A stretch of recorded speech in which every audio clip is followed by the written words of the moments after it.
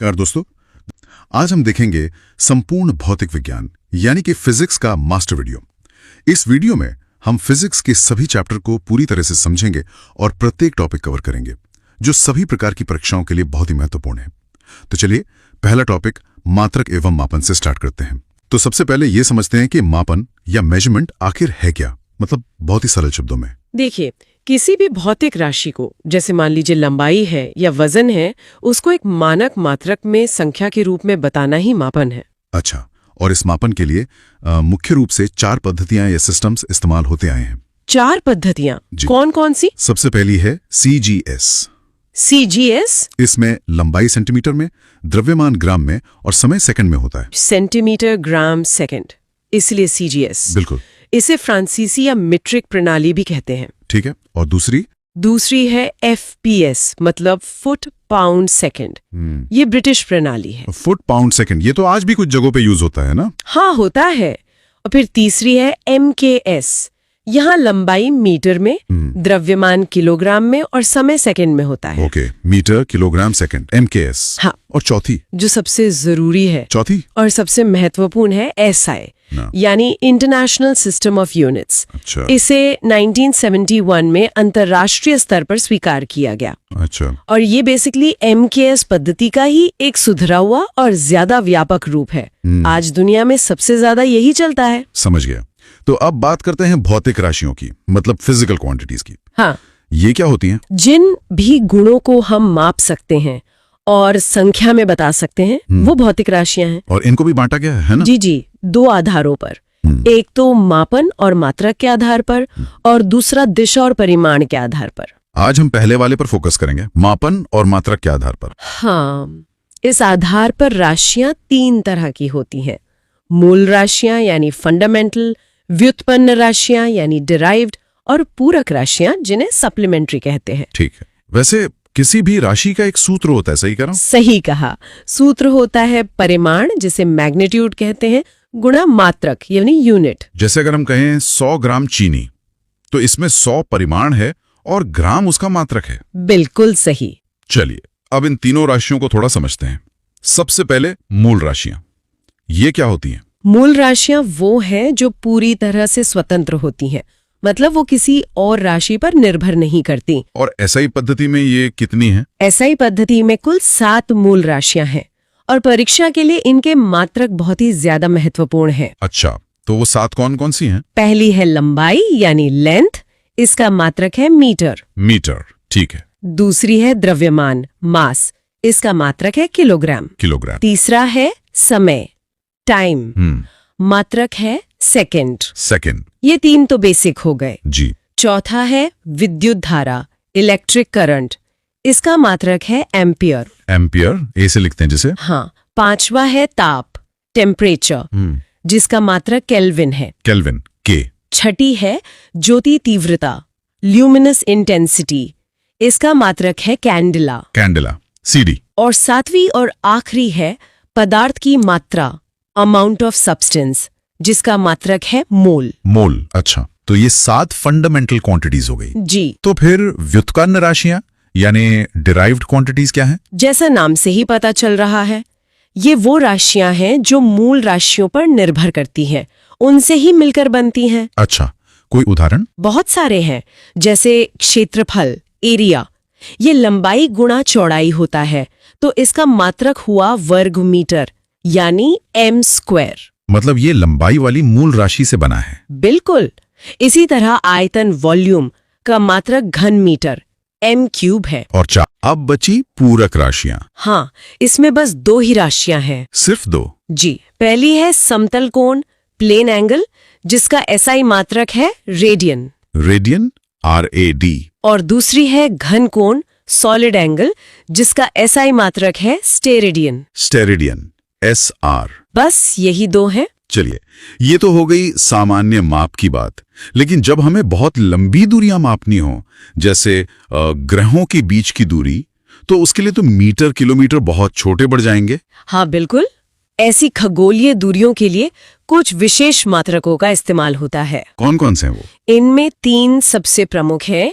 पहला है प्रकाश वर्ष यानी लाइट ईयर। और यहाँ बहुत लोग कंफ्यूज होते हैं, वर्ष सुनकर इसे समय का मात्रक समझ लेते हैं। सही कहा, जबकि ये दूरी का मात्रक है, समय का नहीं। तो एक प्रकाश वर्ष होता क्या है? ये वो दूरी है जो प्रकाश एक साल में निर्वात में यानी वैक्यूम में तय करता है। और ये बहुत ज्यादा होगी? बहुत ज्यादा। एक प्रकाश वर्ष लगभग 9.46 गुणा 10⁻15 मीटर के बराबर होता है। ठीक है, और दूसरा कौन सा मात्रक है? दूसरा है खगोलीय इकाई, जिसे एस्ट्रोनॉमिकल यूनिट या AU कहते हैं। ये क्या है?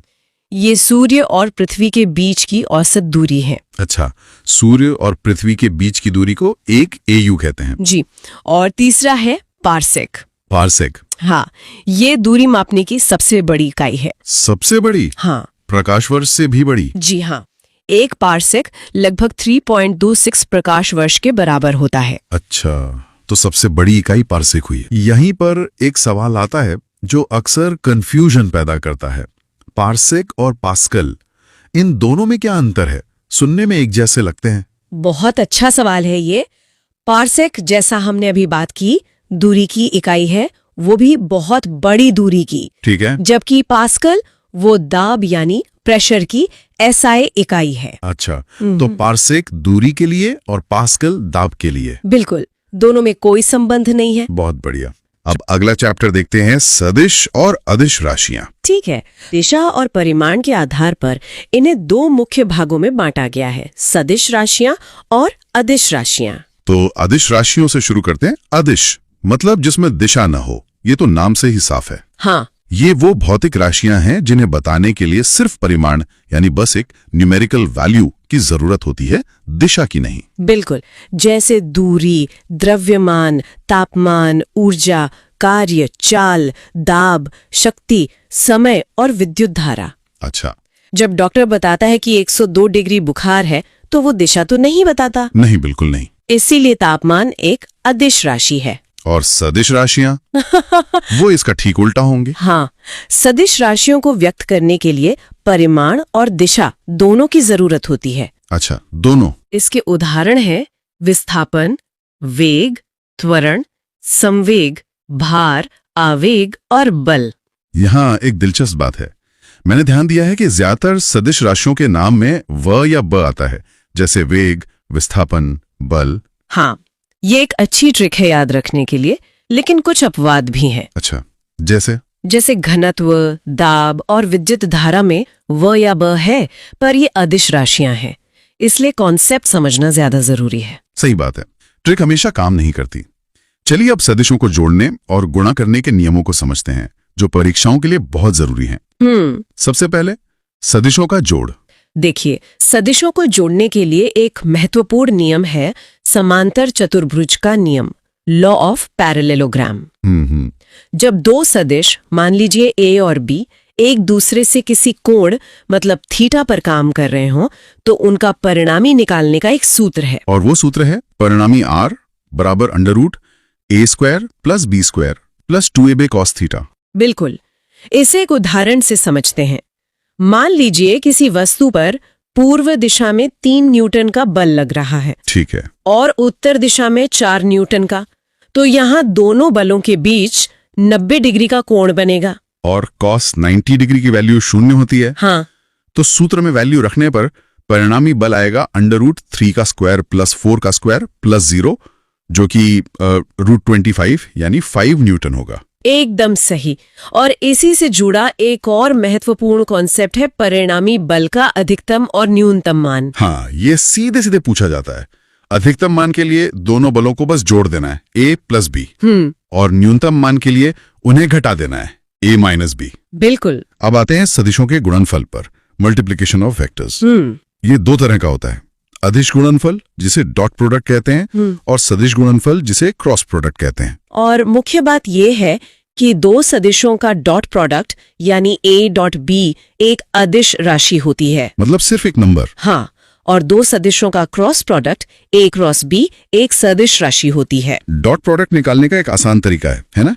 मान लीजिए दो सदिश हैं, A बराबर 3i + 4j + 8k और B बराबर 4i + 6j + 9k। तो इनका डॉट प्रोडक्ट निकालने के लिए I वाले को I से, जे वाले को जे से और के वाले को के से गुणा करके सबको जोड़ दें। बस इतना आसान? हाँ, यानी 3 गुणा 4 प्लस 4 गुणा 6 प्लस 8 गुणा 9। ये हुआ 12 प्लस 24 प्लस 72, जो कि 108 के बराबर होगा। बिल्कुल, और ये 108 एक अदिश राशि। अब चलिए अगला अध्याय देखते हैं, गति और उसके प्रकार। ठीक है, तो शुरू करने से पहले 2 मूल बातें समझना जरूरी है। कौन सी? विराम यानी रेस्ट और गति यानी मोशन। अच्छा। कोई भी वस्तु या तो विराम की अवस्था में होती है या फिर गति की, और ये दोनों ही स्थितियां समय और प्रेक्षक मतलब ऑब्जर्वर के सापेक्ष होती हैं। मतलब अगर समय और देखने वाले के हिसाब से किसी चीज की जगह नहीं बदल रही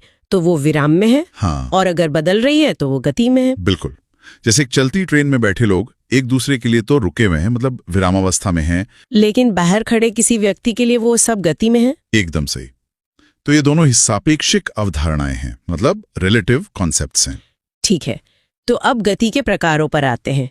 इन्हें किन आधारों पर बांटा गया है? गति को मुख्य रूप से 3 आधारों पर वर्गीकृत किया गया है। 3 आधार। हाँ, पहला है विमा के आधार पर, मतलब on the basis of dimension. ठीक है। दूसरा है पथ के आधार पर, on the basis of path. और तीसरा दोहराव के आधार पर, on the basis of repetition. तो विमा के आधार पर शुरू करते हैं। पहला प्रकार क्या है इसमें? पहला है एक विमीय गति, मतलब 1 डिमेंशनल मोशन। एक विमीय। हाँ, जब कोई वस्तु एक सीधी सरल रेखा में गति करती है तो उसे एक विमीय गति कहते हैं। इसमें आपको इसकी स्थिति बताने के लिए बस एक ही कोऑर्डिनेट चाहिए। जैसे सीधी सड़क पर चलती हुई कार। बिल्कुल, या फिर एक ऊंचाई से सीधी नीचे गिराई गई कोई भी चीज। ठीक है। और द्विविमीय गति? द्विविमीय गति यानी 2 डिमेंशनल मोशन तब होती है जब कोई वस्तु एक तल मतलब एक प्लेन में गति करती है। और उसकी स्थिति बताने के लिए 2 कोऑर्डिनेट्स की जरूरत पड़ेगी। हाँ, इसमें वस्तु एक साथ 2 विमाओं में चलती है, जैसे लंबाई और चौड़ाई। इसका कोई उदाहरण? बहुत सारे हैं, जैसे तोप से दागे गए गोले की गति या हवा में फुटबॉल की गति। अच्छा, क्रिकेट में जब कोई बल्लेबाज छक्का मारता है तो गेंद आगे भी जाती है और ऊपर भी। एकदम सही। गेंद की दूरी और ऊंचाई दोनों होती हैं, वो द्विविमीय गति है। और तीसरा त्रिविमीय गति, 3 डायमेंशनल मोशन। इसमें वस्तु की स्थिति समय के साथ तीनों विमाओं में बदलती है, लंबाई, चौड़ाई और ऊंचाई तीनों में। हाँ, जैसे आकाश में उड़ती पतंग या हवाई जहाज की गति। हवा में उड़ते पक्षी की गति भी इसी में आएगी, है ना? बिल्कुल। ठीक है, अब पथ के आधार पर वर्गीकरण देखते हैं। इसमें कौन कौन से प्रकार हैं? पथ के आधार पर 4 मुख्य प्रकार हैं: स्थानांतरण, घूर्णन, दोलन और प्रक्षेपी गति। सबसे पहले स्थानांतरण गति, ट्रांसलेटरी मोशन। ये क्या है? इस गति में वस्तु के स्थान में परिवर्तन होता है और सबसे जरूरी बात, उसके सभी कण एक समान वेग से गति करते हैं। अच्छा, इसके भी कुछ उप प्रकार है? हाँ, पहला है सरलरेखीय गति यानी रेक्टिलिनियर मोशन, जब कोई वस्तु एकदम सीधी रेखा में चलती है, जैसे परेड करती हुई सैनिकों की टुकड़ी। सही। दूसरा है वक्रीय गति, कर्वी लीनियर मोशन। ये घुमावदार रास्ते पर होगी। हाँ, जब कोई वस्तु घुमावदार रास्ते पर चलती है, जैसे घुमावदार सड़क पर मुड़ती हुई कार। ठीक है। और वृत्तीय गति, सर्कुलर मोशन, जब कोई वस्तु एक वृत्ताकार पथ पर गति करती है, जैसे सूर्य के चारों ओर पृथ्वी की गति। बिल्कुल। और एक और है अनियमित गति, रैंडम मोशन, जिगजैग। हाँ, इसे जिगजैग या ब्राउनियन गति भी कहते हैं, जैसे धूल के कणों की या चींटियों की गति। ठीक है, अगला प्रकार है घूर्णन गति, रोटेटरी मोशन। अब ये वृत्तीय गति से कैसे अलग है? इसमें अक्सर कंफ्यूजन होता है। हाँ, ये एक बहुत ही जरूरी अंतर है। घूर्णन गति में वस्तु अपने ही अक्ष मतलब एक्सिस के चारों ओर घूमती है, अपने ही अक्ष पर। हाँ, जबकि वृत्तीय गति में वह किसी बाहरी बिंदु के चारों ओर एक वृत्ताकार पथ पर घूमती है। अच्छा, तो मुख्य बिंदु ये है कि घूर्णन गति में अक्ष वस्तु के अंदर होता है और वृत्तीय गति में बाहर। बिल्कुल सही पकड़ा। जैसे पृथ्वी का अपने अक्ष पर घूमना, जिससे दिन रात होते हैं, वो घूर्णन गति है। और लट्टू की गति या पंखे के ब्लेड की गति, वो भी घूर्णन गति के ही उदाहरण है। ठीक है।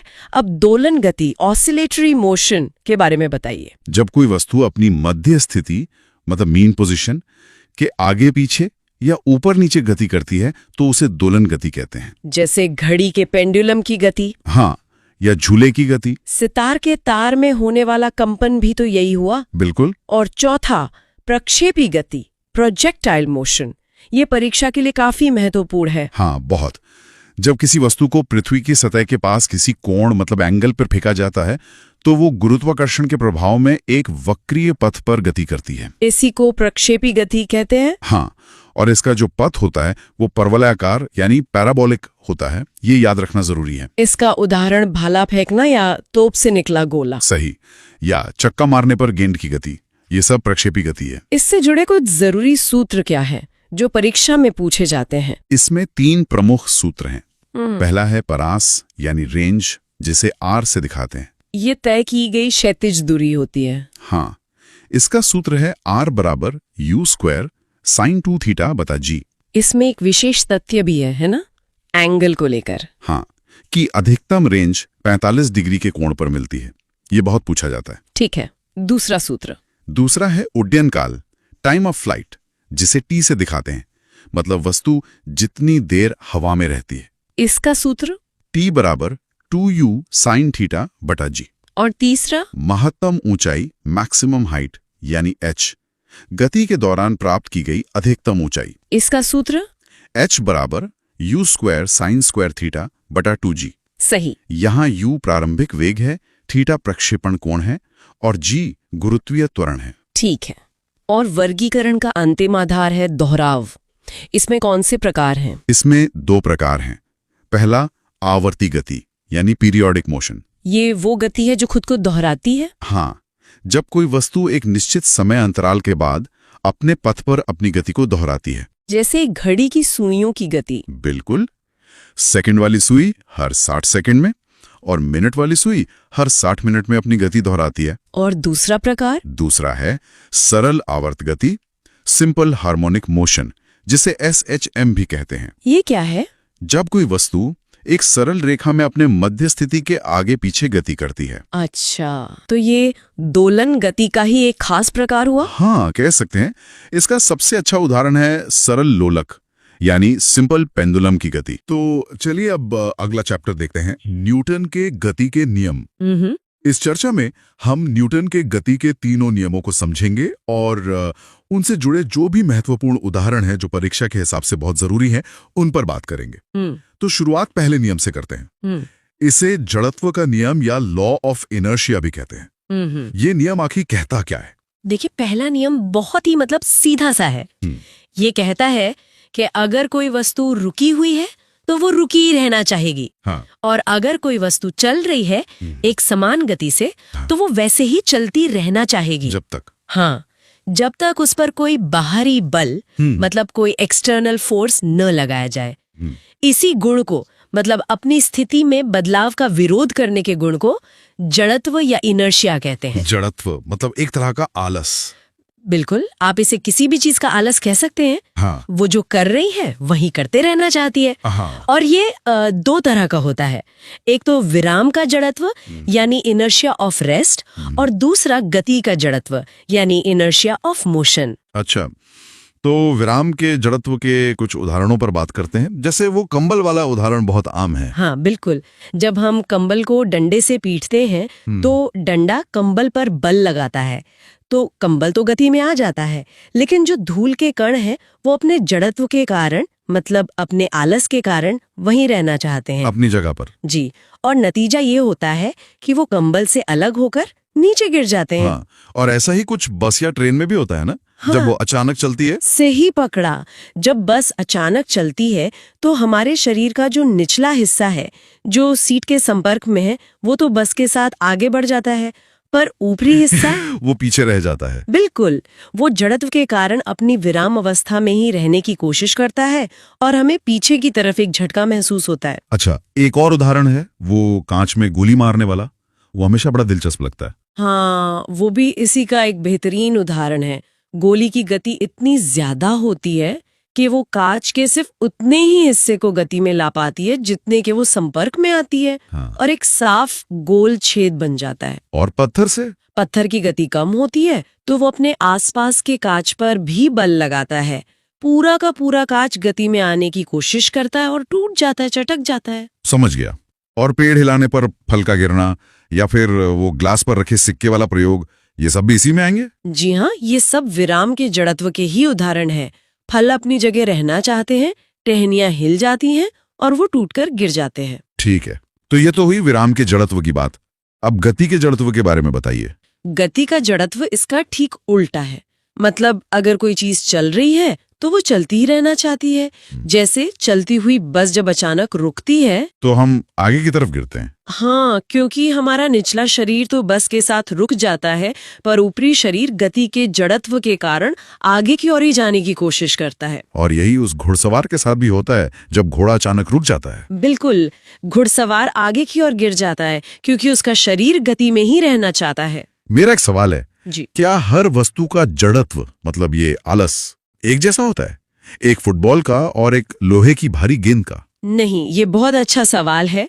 जड़त्व वस्तु के द्रव्यमान यानी मास पर निर्भर करता है।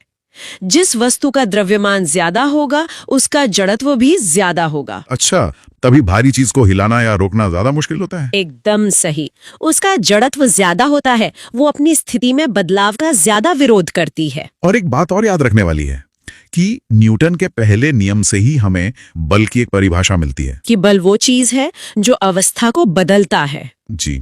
ठीक है, तो अब बात करते हैं गति के दूसरे नियम की। इसे संवेग का नियम भी कहते हैं। हाँ, पर दूसरे नियम को समझने से पहले हमें संवेग यानी मोमेंटम को समझना होगा। मोमेंटम, हाँ, ये क्या होता है? देखिए, किसी भी चलती हुई चीज का जो असर होता है उसका प्रभाव वो सिर्फ उसकी रफ्तार पर नहीं, उसके वजन पर भी निर्भर करता है ना? हाँ, बिल्कुल। तो संवेग किसी वस्तु के द्रव्यमान और उसके वेग का गुणनफल है। सीधी सी बात, इसका सूत्र है P = m × v।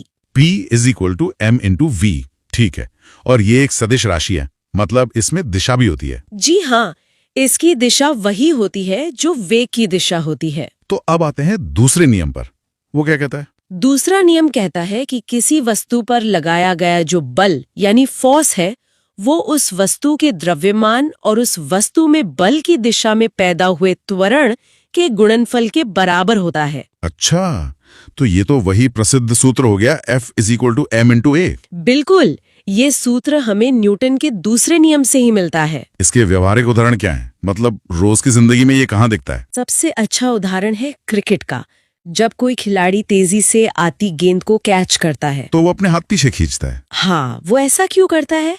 ऐसा करके वो गेंद के संवेग को शून्य करने में लगने वाले समय को बढ़ा देता है। समय को बढ़ा देता है। जी, और जब समय बढ़ जाता है तो बल का प्रभाव कम हो जाता है। इससे हाथ में चोट नहीं लगती। अच्छा, तो समय और बल का एक तरह से उल्टा रिश्ता है। बिल्कुल, इसी सिद्धांत पर गाड़ियों के शॉक एब्जॉर्बर भी काम करते हैं। वो झटकों से जो ऊर्जा पैदा होती है उसे सोखने का समय बढ़ा देते हैं, जिससे झटकों की तीव्रता कम हो जाती है। वाह, तो मतलब परीक्षा के लिए यही याद रख सकते हैं कि जहां भी चोट लगने या चोट से बचाने की बात हो रही हो वहां ज्यादातर दूसरा नियम ही लग रहा होता है। हाँ, ये एक अच्छी ट्रिक है। ज्यादातर मामलों में ये काम करती है। बहुत बढ़िया।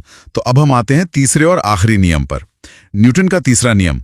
इसे क्रिया प्रतिक्रिया का नियम क्यों कहते हैं? इसे क्रिया प्रतिक्रिया का नियम इसलिए कहते हैं क्योंकि ये नियम कहता है कि प्रत्येक क्रिया के बराबर और विपरीत दिशा में एक प्रतिक्रिया होती है। For every action, there is an equal and opposite reaction. जी, इसका मतलब है अगर एक वस्तु दूसरी वस्तु पर कोई बल लगाती है तो दूसरी वस्तु भी पहली वस्तु पर उतना ही बल लेकिन उल्टी दिशा में लगाती है। इसके कुछ उदाहरण दीजिए ताकि ये और साफ हो जाए। जरूर। सबसे आम उदाहरण है बंदूक से गोली चलाना।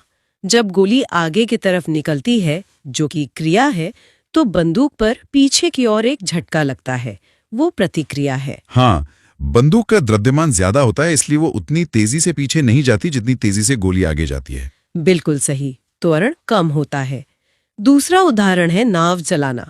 जब नाविक चप्पू से पानी को पीछे धकेलता है, क्रिया, तो पानी नाव को आगे की ओर धकेलता है, जो प्रतिक्रिया है। और रॉकेट का उड़ना, वो भी इसी में आएगा। जी हाँ, रॉकेट का उड़ना इसका सबसे शक्तिशाली उदाहरण है। रॉकेट बहुत तेजी से गैसों को नीचे की ओर फेंकता है, ये क्रिया है, और इसके जवाब में गैसें रॉकेट को ऊपर की ओर धकेलती हैं, ये प्रतिक्रिया है। और नाव से किनारे पे उतरते समय भी तो ऐसा ही होता है।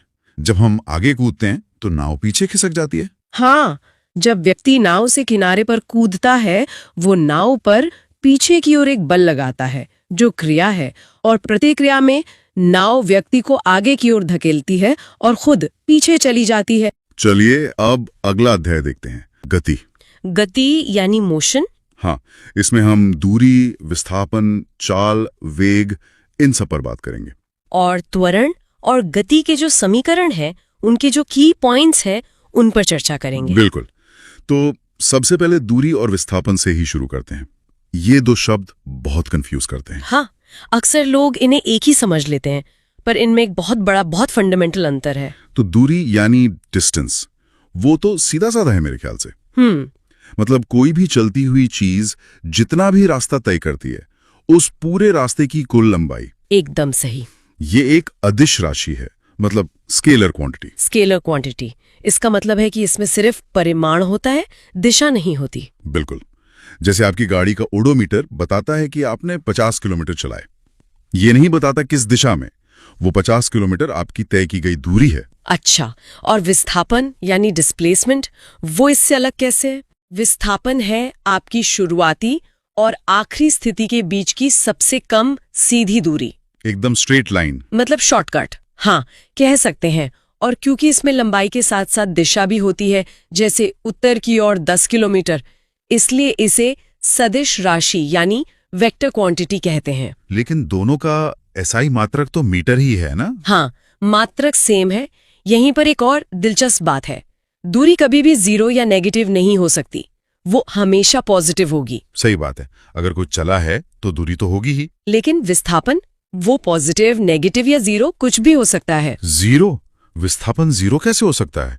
अगर कोई चीज चली है तो? सोचिए, एक एथलीट है, वो एक गोलाकार मैदान का पूरा चक्कर लगाकर वापस अपने स्टार्टिंग पॉइंट पर आ जाता है। ठीक है। तो उसने दूरी तो तय की, मान लीजिए 400 मीटर। हाँ। लेकिन उसका विस्थापन कितना हुआ? उसकी शुरुआती और आखिरी पोजीशन तो एक ही है। अरे, तो उसका विस्थापन 0 हो गया। एग्जैक्टली, यही सबसे बड़ा फर्क है। एक और बात, तय की गई दूरी हमेशा विस्थापन के बराबर या उससे ज्यादा ही होगी। बिल्कुल, दूरी कभी भी विस्थापन से कम नहीं हो सकती। ठीक है, अब बात करते हैं चाल और वेग की, स्पीड और वेलोसिटी। ये भी बिल्कुल दूरी और विस्थापन जैसे ही जुड़े हुए हैं। चाल का फॉर्मूला है दूरी बटा समय। और ये भी एक अदिश राशि है, स्केलर। हाँ, और वेग का फॉर्मूला है विस्थापन बटा समय। तो जाहिर है ये एक सदिश राशि है, वेक्टर। क्योंकि इसमें विस्थापन है जिसमें दिशा होती है। बिल्कुल, दोनों का एसआई मात्रक मीटर प्रति सेकंड यानी ms होता है। जब हम गति के समीकरणों की बात करते हैं तो वेग के दो रूप बहुत आते हैं, प्रारंभिक वेग और अंतिम वेग। हाँ, u और v। ये क्या है? देखिए, प्रारंभिक वेग जिसे u से दिखाते हैं, वो किसी भी मोशन की शुरू होने का वेग है, और अंतिम वेग v उसके अंत का वेग। अच्छा। और सवालों में कुछ छुपे हुए इशारे होते हैं, जैसे अगर कहा जाए कि कोई वस्तु विरामावस्था से चलना शुरू करती है, मतलब स्टार्ट्स फ्रॉम रेस्ट, तो उसका u 0 माना जाएगा। एकदम सही। और अगर कोई चीज चलकर रुक जाती है तो उसका v यानी अंतिम वेग 0 हो जाएगा। बिल्कुल, ये छोटी छोटी बातें सवाल हल करने में बहुत मदद करती हैं। सही है। अब अगला कॉन्सेप्ट है त्वरण, एक्सेलरेशन। इसकी परिभाषा है वेग में परिवर्तन की दर। हाँ, the rate of change of velocity. इसका सूत्र है a = v - u / t। अंतिम वेग माइनस प्रारंभिक वेग बटा समय। और इसका एसआई मात्रक है मीटर प्रति सेकंड स्क्वायर यानी ms²।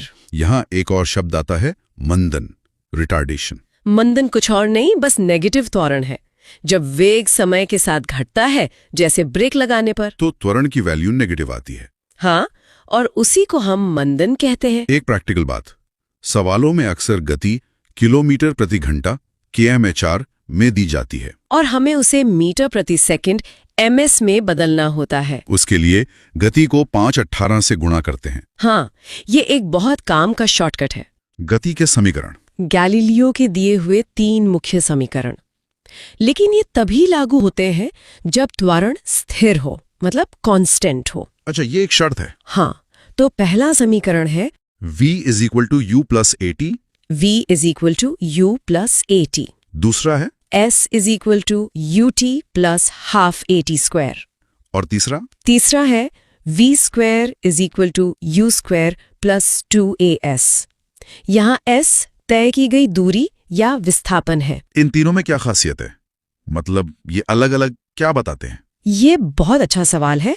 हर समीकरण 2 चीजों के बीच का रिश्ता दिखाता है। जैसे पहला समीकरण v is equal to u plus a t वेग और समय के बीच का संबंध दिखाता है। ठीक है, वेलोसिटी एंड टाइम। दूसरा समीकरण s is equal to u t plus half a t square स्थिति और समय के बीच का संबंध दिखाता है। Position and time. और तीसरा समीकरण v square is equal to u square plus 2as वेग और स्थिति के बीच का संबंध दिखाता है। अच्छा, तो इसमें समय नहीं है। बिल्कुल। और यही इसकी खासियत है।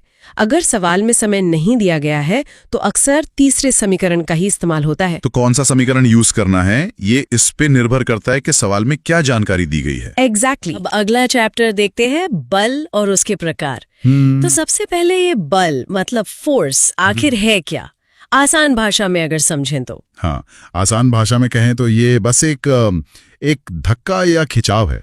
कोई भी ऐसी बाहरी चीज जो किसी वस्तु की अवस्था या उसकी स्थिति या उसके आकार को बदल दे या बदलने की कोशिश करे। हाँ, या बदलने की बस कोशिश ही करें। तो इसीलिए शायद कहते हैं कि किसी चीज को धकेलने से ज्यादा आसान उसे खींचना होता है। बिल्कुल, क्योंकि खींचते समय मतलब जब हम पुल करते हैं तो हमें ज्यादा प्रभावी बल मिलता है, एक बेहतर एंगल मिलता है। अच्छा।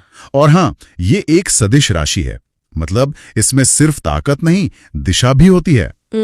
इसीलिए इसका मात्रक भी एक वैज्ञानिक के नाम पर है, न्यूटन। सही। तो बल के कई रूप होते होंगे, जैसे एक तो हो गया धक्का देना, दरवाजा खोलने जैसा। हाँ, और दूसरा खिंचाव, जैसे कोई रिक्शा चालक रिक्शा खींचता है। और एक संपीड़न भी होता है ना, कंप्रेस करना। हाँ, जैसे गैस को कंप्रेस करके सिलेंडर में भरना, हमारी रसोई गैस एलपीजी इसका सबसे अच्छा उदाहरण है। फिर एक तनाव बल भी होता है, जैसे रबर को दोनों सिरों से खींचना। बिल्कुल।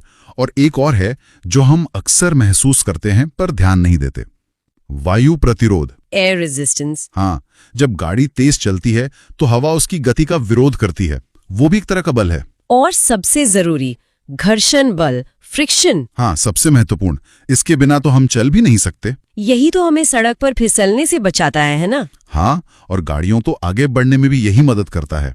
ये हमेशा गति की उल्टी दिशा में लगता है। अच्छा, तो इन सभी बलों को मोटे तौर पर 2 हिस्सों में बांटा गया है, जहां तक मुझे याद है। 2 मुख्य वर्ग हैं, एक है संपर्क बल यानी कॉन्टैक्ट फोर्स, और दूसरा असंपर्क बल, नॉन कॉन्टैक्ट फोर्स। बिल्कुल, संपर्क बल जैसा नाम से ही पता चल रहा है, उन्हें सीधे संपर्क की जरूरत होती है। और असंपर्क बल, वो बिना छुए ही काम करते हैं, जादू की तरह। एक तरह से कह सकती है, वो दूरी से ही अपना असर दिखाते हैं। चलिए पहले संपर्क बल की बात करते हैं। इसमें सबसे पहला तो आरोपित बल हुआ, अप्लाइड फोर्स। हाँ, मतलब जब कोई व्यक्ति या वस्तु किसी दूसरी चीज पर सीधे सीधे बल लगाए, जैसे मेज को धक्का देना। सही। और दूसरा है लंबवत बल, जिसे नॉर्मल फोर्स कहते हैं। अच्छा, ये क्या होता है? मान लीजिए मेज पर एक किताब रखी है, तो मेज की जो सतह है वो किताब पर ऊपर की ओर एक बल लगाती है ताकि किताब स्थिर रहे। ओह, मतलब गुरुत्वाकर्षण उसे नीचे खींच रहा है और मेज उसे ऊपर धकेल रही है। बिल्कुल, यही लंबवत बल है जो उसे संतुलित करता है। और घर्षण बल पर तो हमने बात कर ही ली, ये भी तो संपर्क बल ही है। हाँ, क्योंकि ये 2 सतहों के संपर्क में आने पर ही काम करता है। फिर आता है तनाव बल, टेंशन फोर्स, ये भी संपर्क बल है। हाँ, ये किसी रस्सी, तार या केबल को जब दोनों सिरों से खींचा जाता है तब पैदा होता है। और आखिरी है स्प्रिंग बल, स्प्रिंग फोर्स। हाँ, ये किसी दबी हुई या खींची हुई स्प्रिंग द्वारा लगाया जाता है, जैसे ट्रैम्पोलिन में या सोफे के अंदर लगे स्प्रिंग। ठीक है, तो ये संपर्क बल तो समझ में आ गए। अब उन जादुई बलों की बात करते हैं जो बिना छुए काम करते हैं। असंपर्क बल। हाँ, इसमें सबसे पहला और सबसे बड़ा नाम तो गुरुत्वाकर्षण का ही आता है, ग्रेविटेशनल फोर्स। हाँ, और शायद सबसे रहस्यमयी भी। हाँ, ये ब्रह्मांड की हर उस चीज के बीच काम करता है जिसमें द्रव्यमान है। इसी की वजह से तो सारे ग्रह सूर्य के चारों ओर घूम रहे हैं। बिल्कुल, और इसी की वजह से पृथ्वी पर ऊपर फेंकी गई कोई भी चीज वापस नीचे आ जाती है। जैसे पेड़ से सेब का गिरना। हाँ, वो सबसे प्रसिद्ध उदाहरण है। अच्छा, अब दूसरा असंपर्क बल है स्थिर विद्युत बल, इलेक्ट्रोस्टैटिक फोर्स। ये दो आवेशित मतलब चार्ज्ड वस्तुओं के बीच लगता है। इसका वो बचपन वाला उदाहरण है ना, जब कंघी को सूखे बालों में रगड़कर और फिर कागज के छोटे टुकड़ों के पास ले जाते हैं। हाँ, और वो टुकड़े कंघी से चिपक जाते हैं। वो इसलिए होता है क्योंकि बालों में रगड़ने से कंघी चार्ज हो जाती है और फिर वो न्यूट्रल कागज के टुकड़ों में मौजूद विपरीत चार्ज को अपनी तरफ खींच लेती है। मतलब पॉजिटिव और नेगेटिव चार्ज का आकर्षण। एग्जैक्टली। और तीसरा है चुंबकीय बल, मैग्नेटिक फोर्स। ये तो हम सब जानते हैं, चुंबकों के बीच लगने वाला आकर्षण या प्रतिकर्षण बल। इसमें समान ध्रुव जैसे नॉर्थ नॉर्थ एक दूसरे को दूर धकेलते हैं। और विपरीत ध्रुव नॉर्थ साउथ एक दूसरे को अपनी ओर खींचते हैं, और ये सब बिना संपर्क में आए होता है। कमाल है। अब दो बहुत जरूरी बलों को समझते हैं जिनके नामों में अक्सर लोग कंफ्यूज हो जाते हैं। अभिकेंद्रीय और अपकेंद्रीय। हाँ, सेंट्रीपेटल और सेंट्रीफ्यूगल। देखिए, अभिकेंद्रीय बल मतलब सेंट्रीपेटल किसी भी वस्तु को एक वृत्तीय पथ पर मतलब एक सर्कुलर पाथ में गति कराने के लिए जरूरी है। और ये हमेशा केंद्र की ओर लगता है। हमेशा केंद्र की ओर।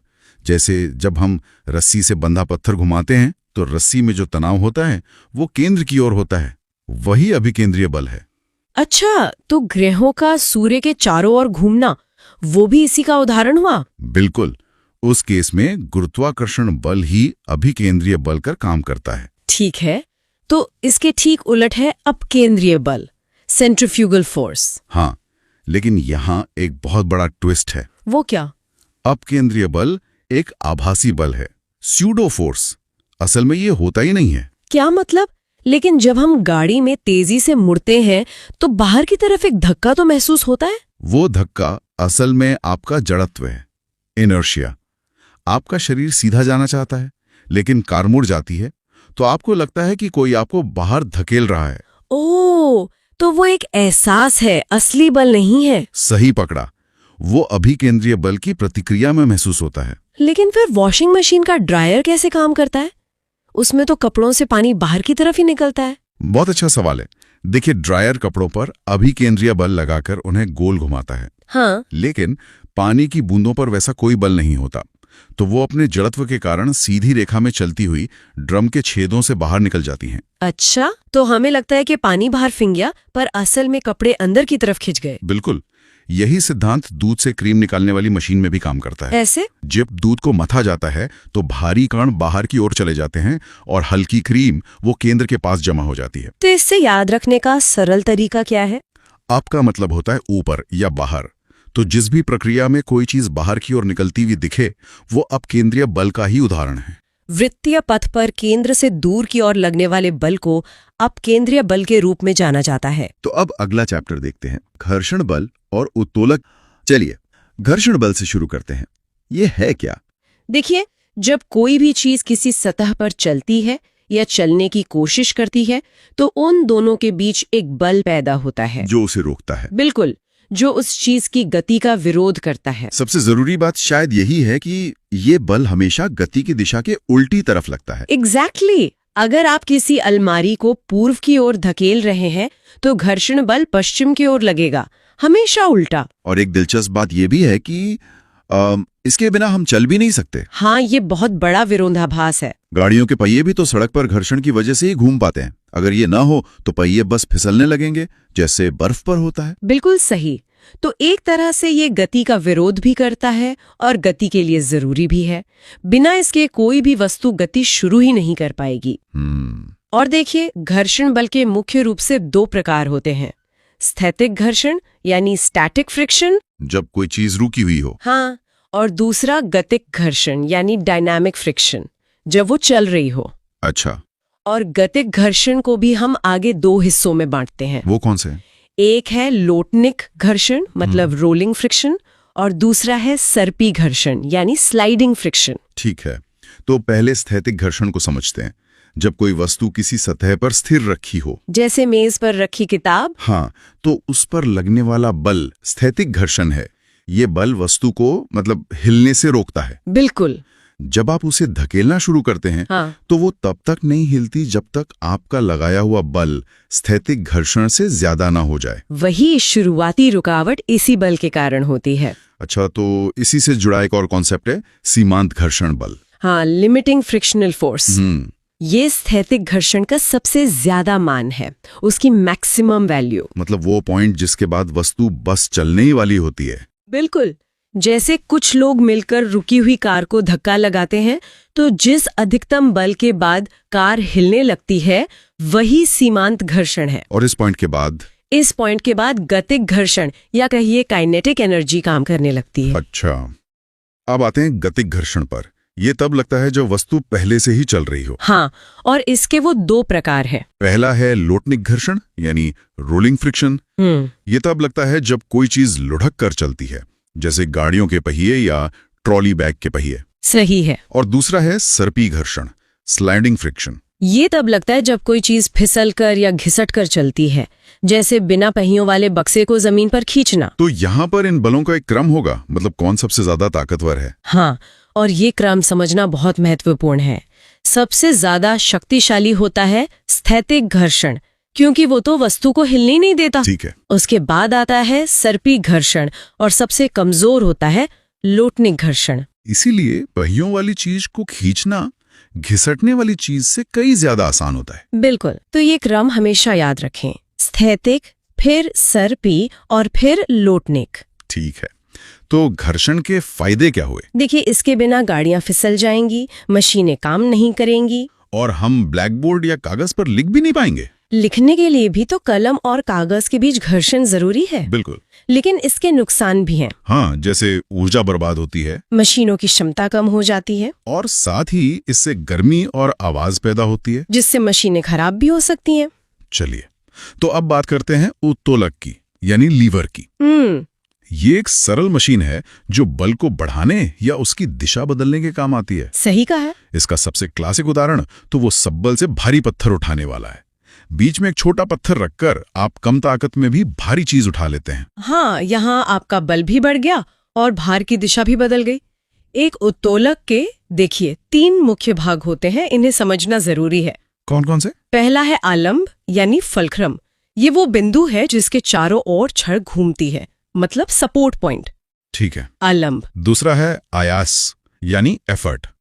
ये वो बल है जो हम लगाते हैं, हमारा प्रयास। और तीसरा है भार यानी लोड, वो वस्तु जिसे उठाया या हटाया जाता है। ठीक है, तो आलंब, आयास और भार, और इन्हीं तीनों की जगह के आधार पर उत्तोलक को 3 श्रेणियों में बांटा गया है। बिल्कुल। तो प्रथम श्रेणी का उत्तोलक, इसमें क्या होता है? इसमें आलम यानी फलक्रम बीच में होता है और आयास और भार किनारों पर, जैसे कि कैंची, जिसमें पेंच बीच में होता है। हाँ बिल्कुल, कैंची, प्लास, तराजू और बच्चों वाला सीसो झूला, इन सब में सपोर्ट पॉइंट बीच में है। अच्छा, अब आते हैं द्वितीय श्रेणी के उत्तोलक पर। इसमें भार यानी लोड बीच में होता है और आलम और आयास किनारों पर होते हैं।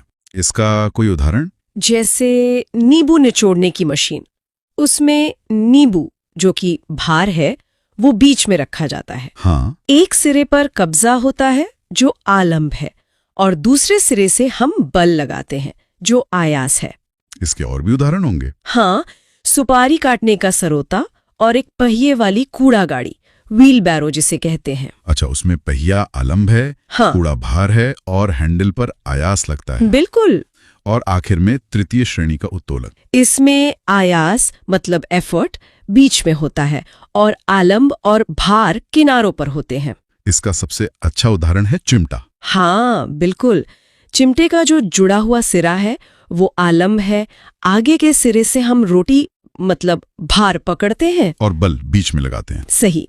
किसान का हल और इंसान की कोहनी भी इसी श्रेणी में आते हैं। कोहनी, वो कैसे? जब हम हाथ से कोई वजन उठाते हैं तो कोहनी आलंब होती है, हथेली में भार होता है और बल कोहनी और हथेली के बीच की मांसपेशियों से लगता है। वाह, तो इसे संक्षेप में कैसे याद रख सकते हैं? बहुत आसान है।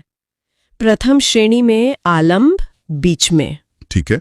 द्वितीय श्रेणी में भार बीच में, और तृतीय में? और तृतीय श्रेणी में आयास बीच में। अब अगला चैप्टर देखते हैं कार्य, वर्क। तो सबसे पहले भौतिकी की नजर में ये कार्य या वर्क होता क्या है? हमारे रोजमर्रा के काम से ये कितना अलग है? देखिए, ये सवाल ही इस पूरे विषय का सार है। आम भाषा में काम का मतलब कुछ भी हो सकता है, कोई भी मेहनत, लेकिन फिजिक्स में इसकी परिभाषा बहुत सटीक है। अच्छा। हाँ, कार्य तभी माना जाता है जब दो शर्तें पूरी हों। पहली, किसी वस्तु पर कोई बल मतलब फोर्स लगाया जाए। ठीक है, फोर्स लगना चाहिए। और दूसरी, और ये बहुत जरूरी है, कि उस बल के कारण वो वस्तु अपनी जगह से खिसके, मतलब उसमें विस्थापन या डिस्प्लेसमेंट हो। अच्छा, तो अगर मैं एक दीवार पर घंटों तक धक्का लगाती रहूं तो बल तो लग रहा है। बिल्कुल लग रहा है, लेकिन दीवार तो हिल नहीं रही। हाँ। तो मतलब विस्थापन शून्य है। एग्जैक्टली। और इसीलिए फिजिक्स के हिसाब से किया गया कार्य भी शून्य है, भले ही पसीने छूट जाए। हाँ, भले ही आप थककर चूर हो जाएं। समझ गई। तो फिर हम ऐसे मापते कैसे हैं? इसका कोई फॉर्मूला होगा? हाँ, इसका एक बहुत ही स्टैंडर्ड फॉर्मूला है। W = F × D × cos θ। Okay, W मतलब वर्क हो गया, F हो गया फोर्स, जिसे हम न्यूटन में मापते हैं, और D हो गया विस्थापन, जिसे हमेशा मीटर में लेना है। और ये cos θ क्या है? ये थोड़ा मुश्किल लगता है। नहीं, ये सबसे दिलचस्प हिस्सा है।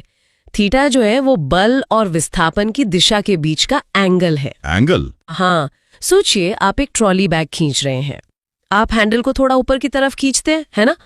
पर बैग सीधा आगे चलता है। हाँ, सही है। तो ये cos θ हमें बताता है कि आपके बल का कितना हिस्सा असल में बैग को आगे बढ़ाने के काम आ रहा है। अच्छा, तो मतलब अगर मैं किसी चीज को सीधा आगे धक्का दूं और वो सीधा आगे ही जाए तो एंगल 0 डिग्री होगा। बिल्कुल। और cos 0 डिग्री का मान होता है 1, जो कि इसकी मैक्सिमम वैल्यू है। इसका मतलब आपका पूरा का पूरा बल काम करने में लग रहा है। और इसी को हम धनात्मक कार्य या पॉजिटिव वर्क कहते हैं। हाँ, यही है धनात्मक कार्य। जब बल और विस्थापन दोनों एक ही दिशा में हो, या उनके बीच का कोण 90 डिग्री से कम हो, जैसे बैल का हल खींचना। ठीक है। और इसकी इकाई क्या होती है? यूनिट? कार्य का SI मात्रक है जूल, J। जूल। हाँ, इसे न्यूटन मीटर भी कहते हैं। जब 1 न्यूटन का बल किसी चीज को 1 मीटर खिसका दे तो हम कहते हैं 1 जूल कार्य हुआ। और एक और यूनिट होती है शायद, अर्ग। हाँ, वो CGS प्रणाली में होती है, और इनके बीच का संबंध एग्जाम के लिए बहुत महत्वपूर्ण है। वो क्या है? 1 जूल बराबर होता है 10⁷ अर्ग के, मतलब 1 करोड़ अर्ग।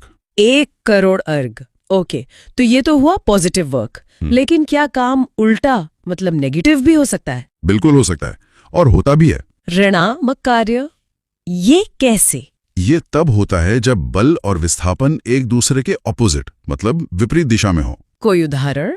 सबसे अच्छा उदाहरण है जब हम किसी गेंद को ऊपर उछालते हैं। गेंद का विस्थापन किधर हो रहा है? ऊपर की तरफ। और पृथ्वी का गुरुत्वाकर्षण बल उसे किधर खींच रहा है? नीचे की तरफ। बस, विस्थापन ऊपर, बल नीचे, दोनों की दिशा एकदम उल्टी।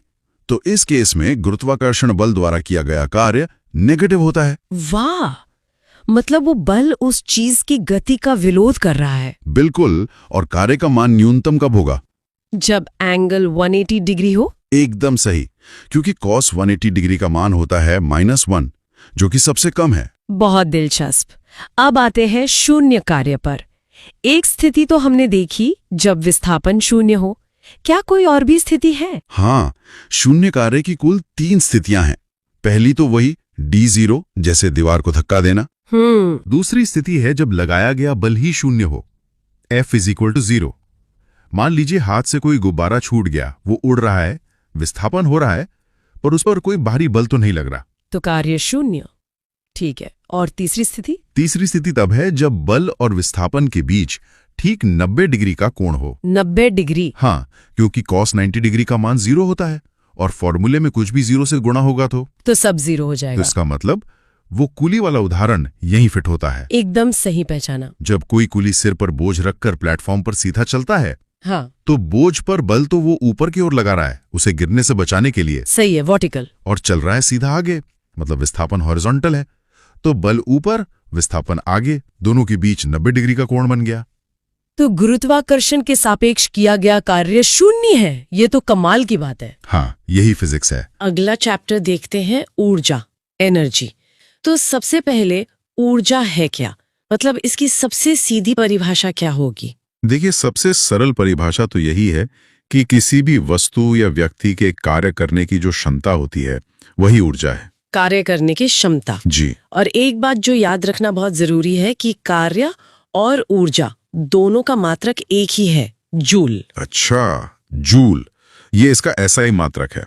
तो ऊर्जा के तो कई रूप होते हैं, जैसे रासायनिक, विद्युत, नाभिकीय, लेकिन हम मुख्य रूप से इन्हें किन दो वर्गों में बांटते हैं? बिल्कुल, हम इन्हें मुख्य रूप से दो वर्गों में बांटते हैं। एक है गतिज ऊर्जा, मतलब किनेटिक एनर्जी, और दूसरी है स्थितिज ऊर्जा, यानी पोटेंशियल एनर्जी, और साथ में यांत्रिक ऊर्जा पर केंद्रित रहेगी। चलिए, तो फिर गतिज ऊर्जा से ही शुरू करते हैं। जैसा कि नाम से ही लग रहा है, ये गति से जुड़ी हुई है। सही कहा आपने।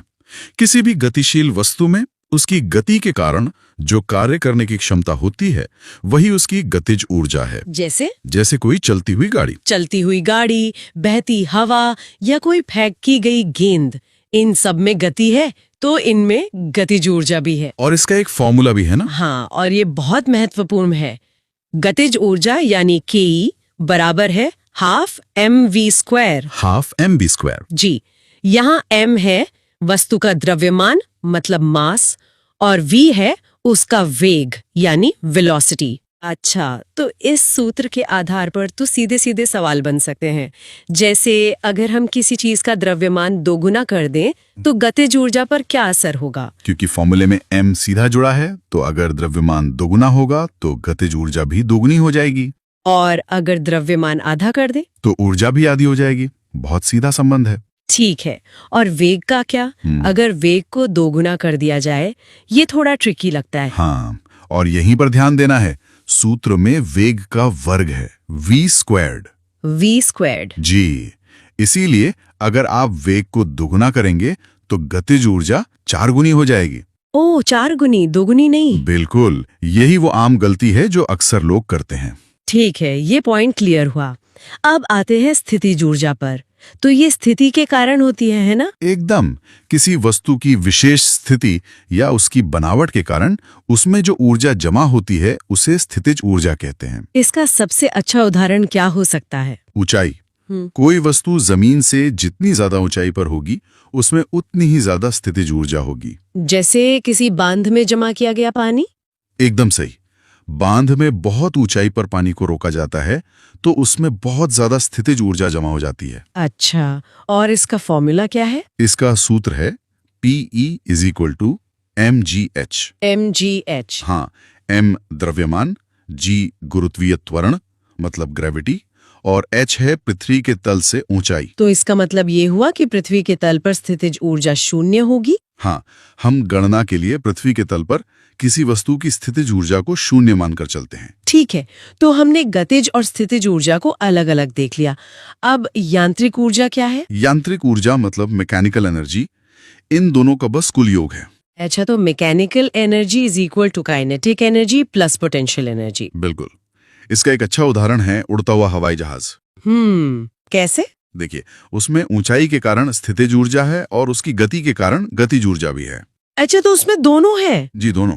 और इन सब के पीछे एक बहुत ही मौलिक नियम काम करता है, ऊर्जा संरक्षण का नियम। हाँ, जो कहता है कि ऊर्जा को ना तो बनाया जा सकता है और ना ही नष्ट किया जा सकता है। उसे सिर्फ एक रूप से दूसरे रूप में बदला जा सकता है। बिल्कुल, ये पूरे ब्रह्मांड का एक मौलिक नियम है। चलिए, तो इस रूपांतरण के कुछ उदाहरण देखते हैं जो अक्सर पूछे जाते हैं। जैसे विद्युत हीटर।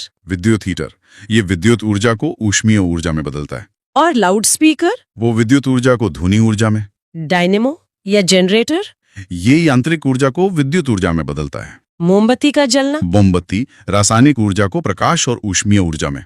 और जब कोई पत्थर ऊंचाई से नीचे गिरता है तो उसकी स्थितिज ऊर्जा गतिज ऊर्जा में बदल जाती है। ठीक है, अगला चैप्टर देखते हैं, गुरुत्वाकर्षण यानी ग्रेविटेशन। तो इसे समझने की शुरुआत करते हैं। कहानी शुरू होती है सर आइजैक न्यूटन से और एक सेब से। उन्होंने सोचा कि ये सेब नीचे ही क्यों गिरा, बिल्कुल। ऊपर क्यों नहीं गया। यहीं से गुरुत्वाकर्षण के नियम की नींव पड़ी है ना। हाँ बिल्कुल। न्यूटन ने यह निष्कर्ष निकाला कि ब्रह्मांड में हर वस्तु, मतलब हर एक वस्तु, हर दूसरी वस्तु को अपनी ओर आकर्षित करती है, खींचती है। हाँ, इसी अदृश्य खिंचाव को गुरुत्वाकर्षण कहते हैं।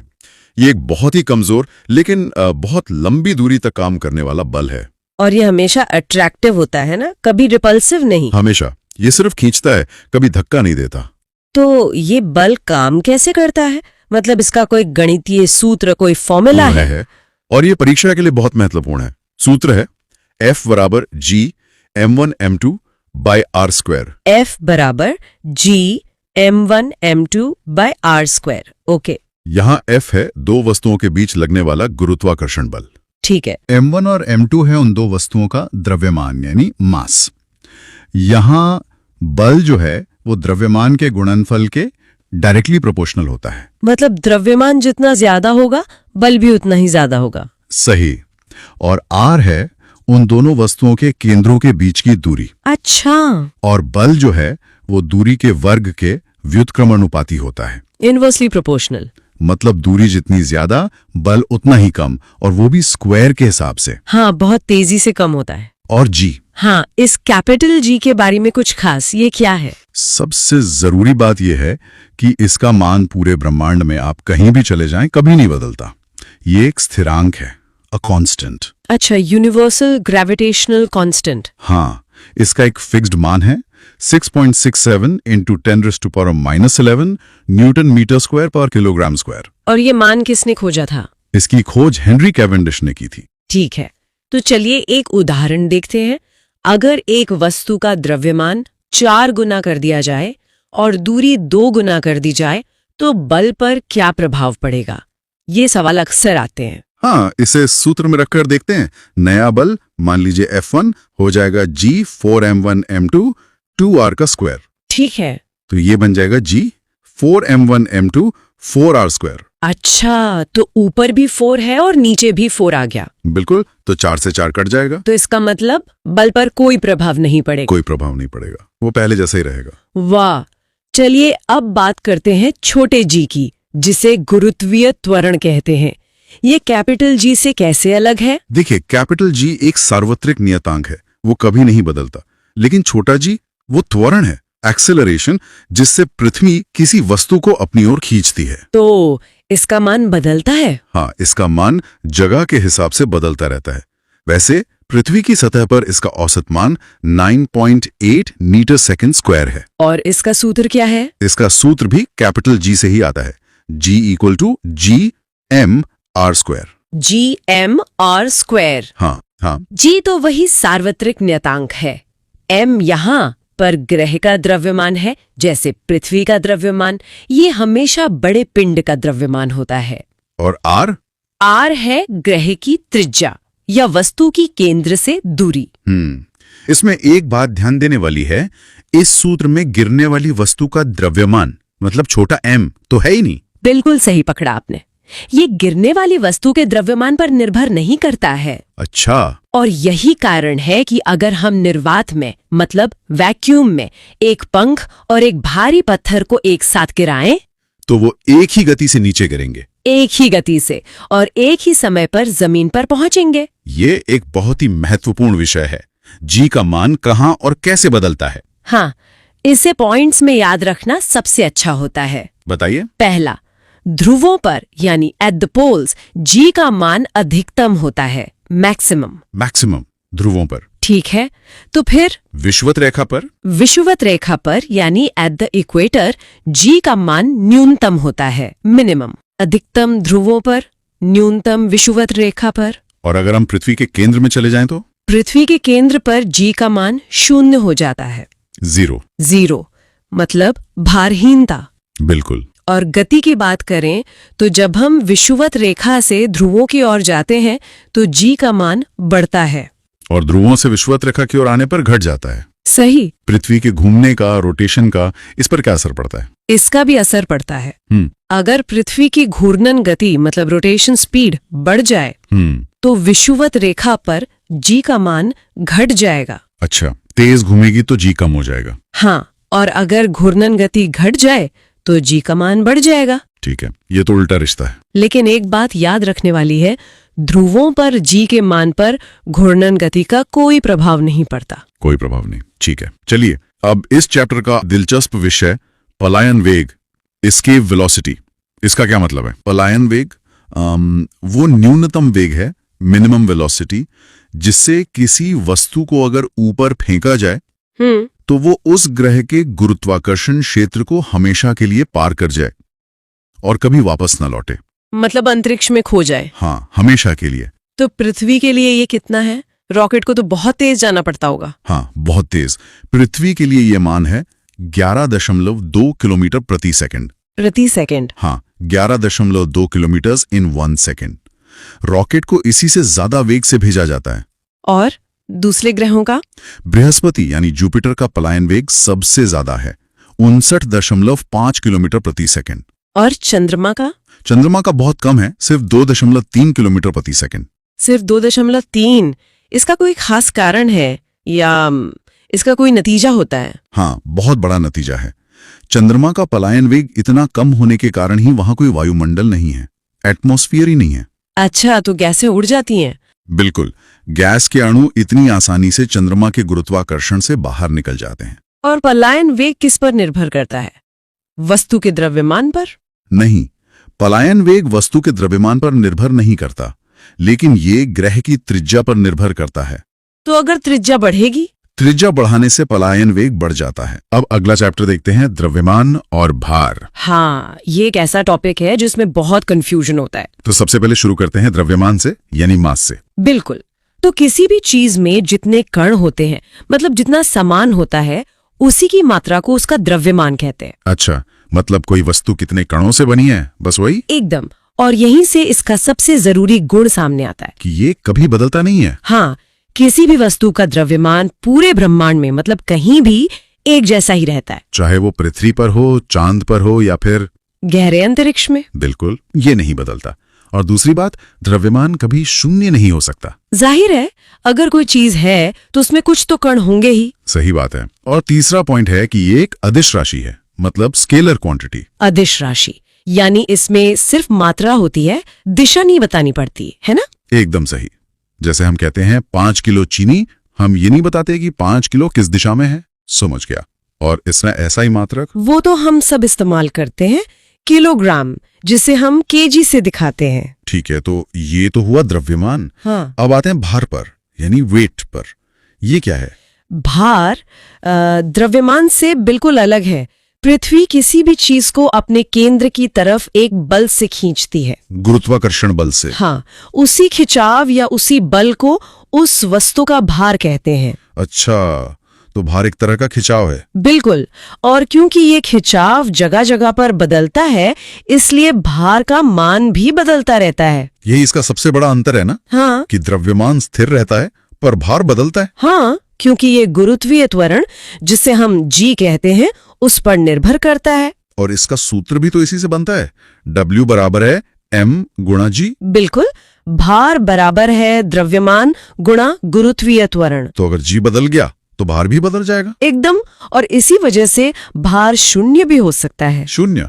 वो कैसे? जैसे गहरे अंतरिक्ष में, जहां कोई गुरुत्वाकर्षण नहीं होता, वहां जी का मान शून्य होता है। तो फिर W इक्वल्स M इंटू 0, यानी भार भी शून्य हो जाएगा। हाँ, आपका द्रव्यमान तो रहेगा, पर आप भारहीन महसूस करेंगे। क्या बात है। और ये एक सदिश राशि है, मतलब इसमें दिशा भी होती है। हाँ, क्योंकि ये एक बल है, एक खिंचाव है, और इसकी दिशा हमेशा पृथ्वी के केंद्र की ओर होती है। अच्छा, और इसका SI मात्रक? क्योंकि ये एक बल है, तो इसका मात्रक है न्यूटन, जिसे N से दर्शाते हैं। तो भार के बदलने का सारा खेल इस G पर है। इसके मान याद रखने जरूरी है ना? हाँ, बहुत जरूरी है। पृथ्वी पर G का मान लगभग 9.8 मीटर सेकेंड स्क्वायर होता है। और सवालों को आसान करने के लिए हम इसे 10 मान लेते हैं। हाँ बिल्कुल, गणना के लिए 10 ले लेते हैं। और चंद्रमा पर? इस पर तो बहुत सवाल आते हैं। चंद्रमा पर गुरुत्वीय त्वरण गुना होता है। बस ये एक तथ्य याद रखना है। 1/6। बिल्कुल। और अंतरिक्ष में जहां कोई खिंचाव नहीं, वहां G शून्य होता है। और इसलिए भार भी शून्य। बिल्कुल। तो अगर हम एक नजर में दोनों के बीच मुख्य अंतर देखें तो सबसे पहला, द्रव्यमान स्थिर रहता है, भार बदलता रहता है। ठीक है। दूसरा, द्रव्यमान का मात्रक किलोग्राम और भार का मात्रक न्यूटन। द्रव्यमान एक अदिश राशि है और भार एक सदिश राशि है। और आखिरी, द्रव्यमान कभी शून्य नहीं हो सकता, लेकिन भार शून्य हो सकता है। बस ये 4 अंतर हैं। बहुत बढ़िया। अब अगला चैप्टर देखते हैं, ऊष्मा। ऊष्मा यानी हीट। हाँ, ये सिर्फ एक एहसास नहीं है, ये असल में एक तरह की ऊर्जा है। ऊर्जा। हाँ, किस तरह की ऊर्जा? देखिए, हर चीज छोटे छोटे अणुओं मतलब मॉलिक्यूल से बनी है। हाँ। और ये अणु कभी शांत नहीं बैठते, ये हमेशा हिलते डुलते रहते हैं, वाइब्रेट करते हैं। बिल्कुल। हाँ। तो इनकी इसी गतिज ऊर्जा को, इसी काइनेटिक एनर्जी को हम ऊष्मा कहते हैं। अच्छा, तो जब हम सर्दियों में हाथ रगड़ते हैं तो वो असल में हम अणुओं की गति को ही बढ़ा रहे होते हैं। एग्जैक्टली। घर्षण से आप उन्हें अतिरिक्त ऊर्जा दे रहे हैं, जिससे उनकी गति बढ़ जाती है और आपको गर्मी महसूस होती है। यहीं पर मुझे कंफ्यूजन हमेशा होता है। ऊष्मा और ताप मतलब हीट और टेम्परेचर, ये दोनों एक ही चीज है या अलग अलग? बहुत अच्छा सवाल है। ये बहुत आम कंफ्यूजन है। ऊष्मा है अणुओं की कुल ऊर्जा। कुल ऊर्जा। हाँ। और ताप यानी टेम्परेचर उस ऊर्जा का औसत माप है। मतलब अणु औसतन कितनी तेजी से हिल रहे हैं। अच्छा, मतलब एक बाल्टी गुनगुने पानी में ऊष्मा ज्यादा हो सकती है एक कप खौलते हुए पानी से। आपने बिल्कुल सही पकड़ा। बाल्टी में अणु बहुत ज्यादा हैं, तो कुल ऊर्जा ज्यादा हो सकती है, भले ही कप का तापमान ज्यादा हो। और ऊष्मा का एक नियम हमेशा याद रखना है, ये हमेशा ज्यादा तापमान से कम तापमान की ओर बहती है। हमेशा। हमेशा। ठीक है, तो इसे मापते कैसे हैं? मैंने जूल, कैलोरी, BTU कई नाम सुने हैं। हाँ, क्योंकि ऊष्मा ऊर्जा ही है, तो इसका ऐसा ही मात्रक तो जूल ही है। ठीक है। लेकिन परीक्षाओं में कैलोरी और BTU भी पूछे जाते हैं। ये कैलोरी क्या होती है? खाने के पैकेट पर तो बहुत देखते हैं। इसकी परिभाषा सीधी है। 1 ग्राम शुद्ध पानी का तापमान 1 डिग्री सेल्सियस बढ़ाने के लिए जितनी ऊष्मा चाहिए वो 1 कैलोरी है। बस इतना? हाँ। और 1 किलो कैलोरी में 1000 कैलोरी होती हैं। और ये BTU, ये क्या चीज है? मिल यूनिट। ये भी कैलोरी जैसा ही है, बस इकाइयां ब्रिटिश हैं। 1 पाउंड पानी का तापमान 1 डिग्री फ़ारेनहाइट बढ़ाने के लिए जितनी ऊष्मा चाहिए। अच्छा, तो इनके बीच कोई संबंध है? मतलब परीक्षाओं के लिए कुछ जरूरी वैल्यूज? हाँ, ये याद रखना जरूरी है। 1 कैलोरी लगभग 4.18 जूल के बराबर होती है। लगभग 4.2 जूल। ठीक है। और 1 जूल होता है करीब 0.24 कैलोरी। ठीक है। और BTU? 1 BTU लगभग 252 कैलोरी के बराबर होता है। 252 कैलोरी। ठीक है, ये तो याद रखने वाली चीजें हैं। अब सवाल यह है कि ये ऊष्मा एक जगह से दूसरी जगह जाती कैसे है? इसके 3 मुख्य तरीके हैं। इन्हें ऊष्मा संचरण की विधियां कहते हैं। कौन कौन सी? चालन यानी कंडक्शन, संवहन यानी कन्वेक्शन और विकिरण यानी रेडिएशन। चलिए पहले चालन से शुरू करते हैं, कंडक्शन। कंडक्शन मुख्य रूप से ठोस पदार्थों में होता है। इसमें पदार्थ के अणु अपनी जगह नहीं छोड़ते। अपनी जगह नहीं छोड़ते? तो फिर गर्मी आगे कैसे बढ़ती है? वो अपनी ही जगह पर तेजी से कांपते हैं, वाइब्रेट करते हैं और अपनी ऊर्जा बगल वाले अणु को ट्रांसफर कर देते हैं। अच्छा, जैसे एक लाइन में खड़े लोग एक दूसरे को धक्का दे रहे हो। बिल्कुल सही। अणु से अणु तक ऊर्जा जाती है, इसीलिए ये ऊष्मा संचरण की सबसे धीमी विधि है। इसका कोई रोजमर्रा का उदाहरण? आप गर्म चाय के कप में स्टील की चम्मच छोड़ दीजिए, थोड़ी देर में उसका हैंडल भी गर्म हो जाता है ना? हाँ बिल्कुल। जबकि हैंडल तो चाय में डूबा भी नहीं होता। वही चालन है, गर्मी चम्मच के अणुओं से होते हुए हैंडल तक पहुंच। अब दूसरा तरीका, संवहन। संवहन होता है द्रवों और गैसों में, मतलब लिक्विड्स और गैसेस में। इसमें क्या अलग है? इसमें अणु आलसी नहीं है, वो सिर्फ कांपते नहीं बल्कि ऊष्मा लेकर खुद एक जगह से दूसरी जगह जाते हैं। मतलब अणु खुद ट्रैवल करते हैं? हाँ, जैसे आप किसी बर्तन में पानी उबालते हैं, नीचे का पानी गर्म होकर हल्का हो जाता है और ऊपर उठता है, और ऊपर का ठंडा भारी पानी नीचे आ जाता है। बिल्कुल, और फिर वो गर्म होकर ऊपर उठता है। ये एक चक्र बन जाता है, इसे संवहन धारा कहते हैं। अच्छा, तो इसमें अणुओं का असल में मूवमेंट हो रहा है। हाँ, वास्तविक स्थानांतरण। इसीलिए ये चालन से तेज है। आपकी इलेक्ट्रिक केतली इसी पर काम करती है? हाँ, लेकिन केतली का बाहरी हिस्सा तो चालन से गर्म होता होगा। बहुत बढ़िया पॉइंट। केतली के अंदर पानी संवहन से गर्म होता है और केतली की बॉडी चालन से। ठीक है, तो ठोस के लिए चालन, द्रव और गैस के लिए संवहन। अब तीसरा, विकिरण, रेडिएशन। हाँ, और ये सबसे दिलचस्प है। कैसे? इसे ऊष्मा के संचरण के लिए किसी भी माध्यम की जरूरत नहीं होती। किसी भी माध्यम की नहीं, मतलब ये वैक्यूम में भी हो सकता है? जी हाँ, निर्वात में भी। सूर्य की गर्मी पृथ्वी तक कैसे पहुंचती है? बीच में तो खाली जगह है। सही बात है। तो वो विकिरण से आती है। बिल्कुल। विकिरण में ऊष्मा विद्युत चुंबकीय तरंगों, इलेक्ट्रोमैग्नेटिक वेव्स के रूप में चलती है। अच्छा, जैसे लाइट चलती है। हाँ, और ये चलती भी प्रकाश की गति से है। इसीलिए ये ऊष्मा संचरण की सबसे तेज विधि है। कमाल है। इसका कोई और उदाहरण?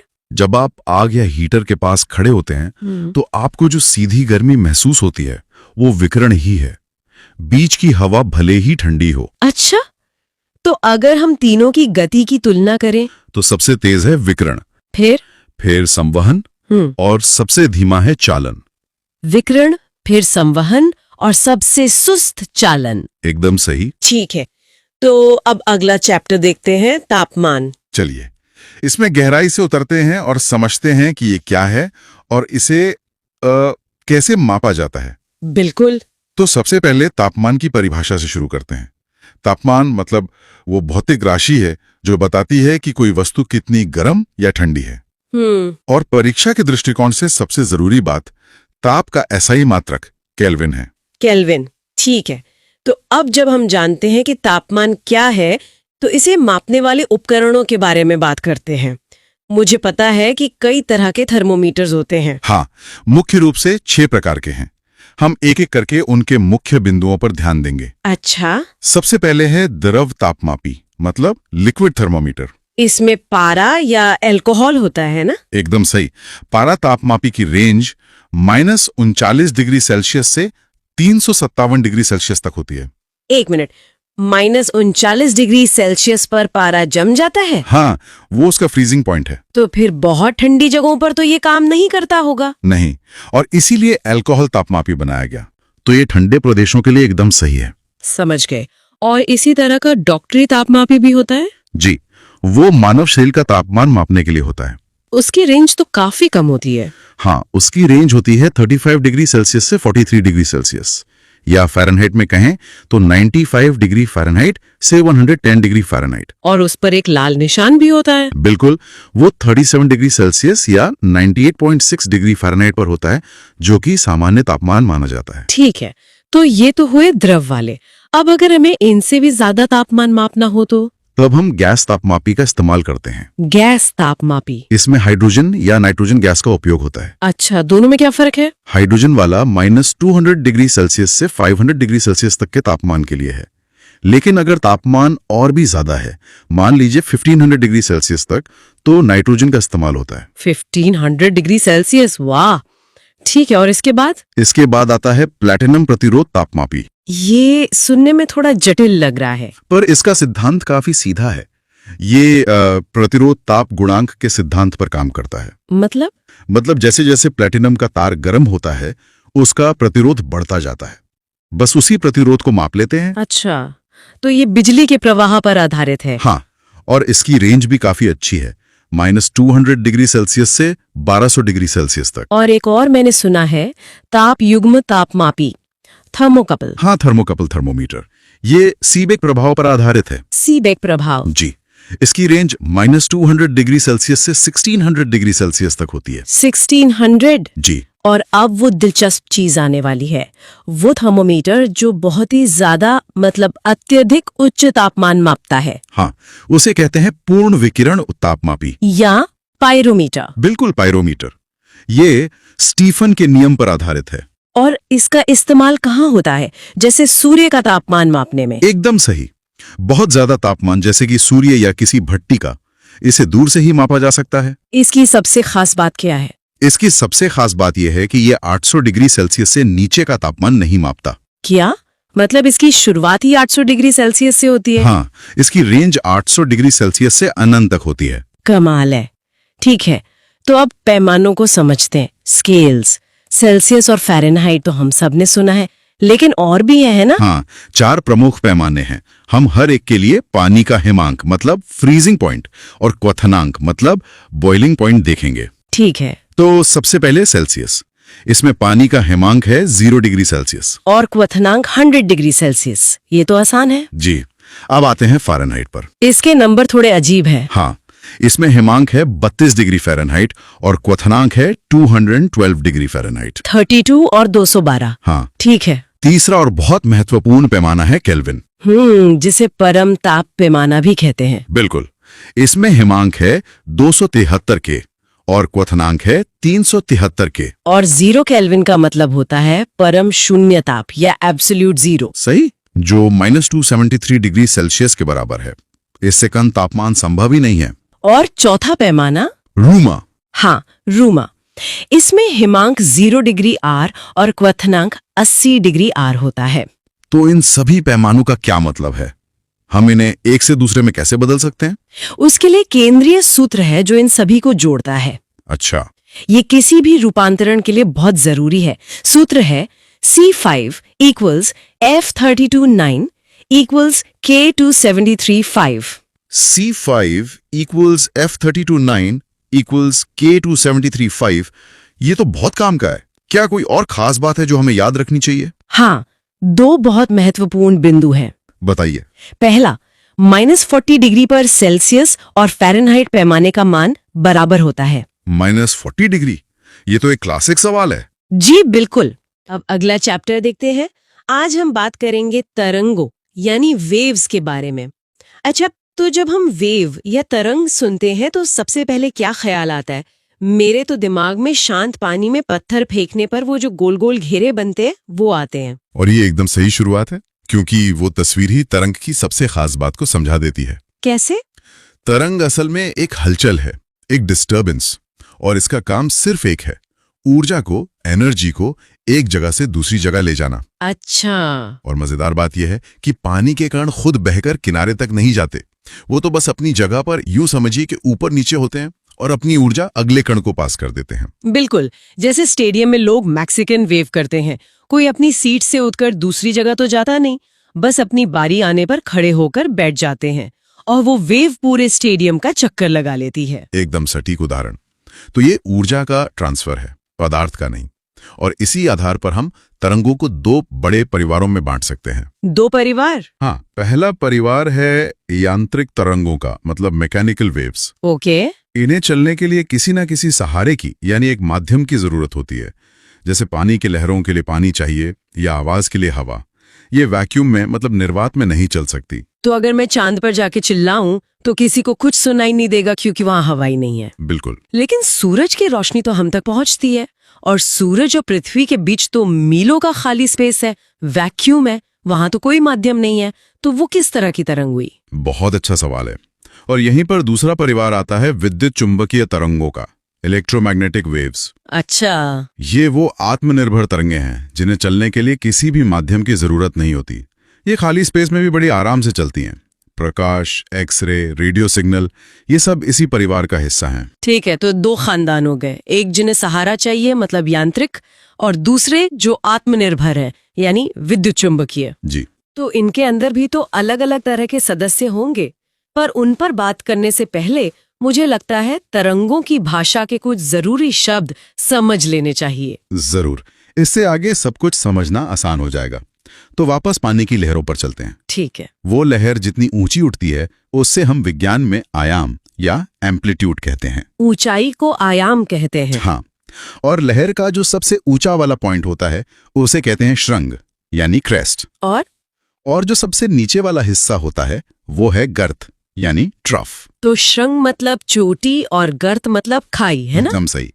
अब 2 और बहुत ही महत्वपूर्ण शब्द हैं। पहला है तरंग धैर्य, जिसे हम वेवलेंथ कहते हैं। वेवलेंथ? जी, ये एक तरंग की लंबाई होती है, मतलब 2 लगातार श्रृंगों या 2 लगातार गर्तों के बीच की दूरी। इसे हम लैम्डा से दिखाते हैं। ठीक है। और दूसरा शब्द है आवृत्ति यानी फ्रीक्वेंसी। इसका मतलब है कि 1 सेकंड में किसी एक जगह से कितनी तरंगे गुजर रही हैं। बिल्कुल। और इसे हम हर्ट्ज में नापते हैं। अब यहां एक बहुत ही मजेदार रिश्ता है। तरंग दैर्घ्य और आवृत्ति की आपस में बिल्कुल नहीं बनती। मतलब? ये एक दूसरे के उल्टे चलते हैं। अगर तरंग दैर्घ्य मतलब वेवलेंथ लंबी होगी तो आवृत्ति कम होगी, और अगर वेवलेंथ छोटी होगी तो आवृत्ति ज्यादा होगी। एकदम सही। तो इसी तरंग दैर्घ्य और आवृत्ति के खेल ने एक पूरा स्पेक्ट्रम बना दिया है, खासकर उन आत्मनिर्भर तरंगों का, इलेक्ट्रोमैग्नेटिक वेव्स का। हाँ बिल्कुल, ये पूरा स्पेक्ट्रम एक कॉस्मिक प्लेलिस्ट की तरह है, जिसके सारे गाने प्रकाश की रफ्तार से चलते हैं, बस सबकी फ्रीक्वेंसी अलग अलग है। तो सबसे ज्यादा फ्रीक्वेंसी वाली कौन सी है? सबसे ज्यादा फ्रीक्वेंसी और सबसे कम वेवलेंथ वाली तरंगे हैं गामा किरणें, गामा रेज। वापस उस दूसरे परिवार पर चलते हैं जिन्हें सहारा चाहिए, यांत्रिक तरंगे। हाँ, यांत्रिक तरंगे। इनमें दो प्रकार हैं। पहली है अनुप्रस्थ तरंगे, ट्रांसवर्स वेव्स। इन्हें कैसे समझे? बहुत आसान है। कल्पना कीजिए कि आपने एक रस्सी का एक सिरा दीवार से बांधा है और दूसरा आपके हाथ में है। हाँ, अब अगर आप अपने हाथ को ऊपर नीचे हिलाती हैं तो रस्सी में एक लहर बनेगी जो आगे दीवार की तरफ जाएगी। बिल्कुल, तो लहर तो आगे जा रही है, लेकिन रस्सी का कोई भी हिस्सा खुद आगे नहीं जा रहा, वो बस अपनी जगह पर ऊपर नीचे हो रहा है। हाँ, ये तो है। बस यही अनुप्रस्थ तरंग है। इसमें माध्यम के कण तरंग के चलने की दिशा के लंबवत मतलब परपेंडिकुलर कंपन करते हैं।